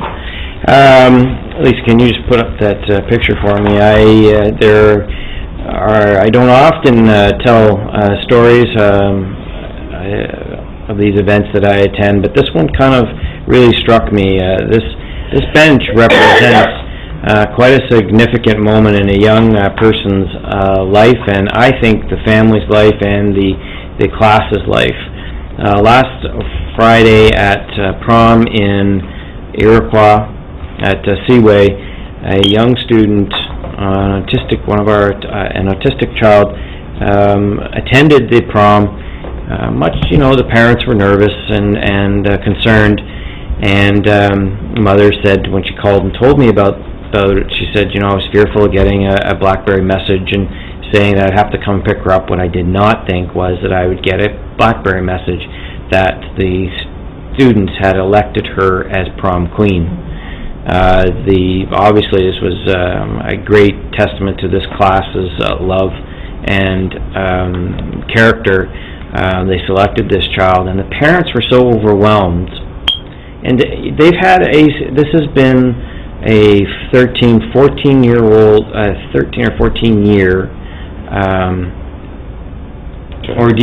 journey is probably a better word. They started and things, perhaps we didn't respond appropriately or were sluggish. The child was identified late, and there were a number of things. But they had the courage to look past that and to acknowledge the fact that our system, and indeed her peers, have come so far in recognizing their daughter as part of their class, as a real part of their class, that they removed just in the few days since the prom to put together this bench. They are memorials. They run a memorial stone business. They put together this bench, and yesterday morning dedicated it to the class. I was asked to attend, and it was great just to be there as an observer, to see the faces not only of the students, but of the students, and see how much affection they had for this young lady, and how proud they were to be recognized in this fashion. The story has gone viral, and it's been picked up by radio stations. The likes are in the hundreds on Facebook. I just had a look there, and so it is quite a compelling story. So I just wanted to draw your attention. It's one of the moments that you really feel great about being a trustee and part of this system. Before I let you go, I want to ensure that everybody has a safe summer, have a great rest, Some of you will be given an opportunity to rest more than others. David, we got lots of work for him. We'll let him know next week. So I don't know whether you planned on vacation, but forget it.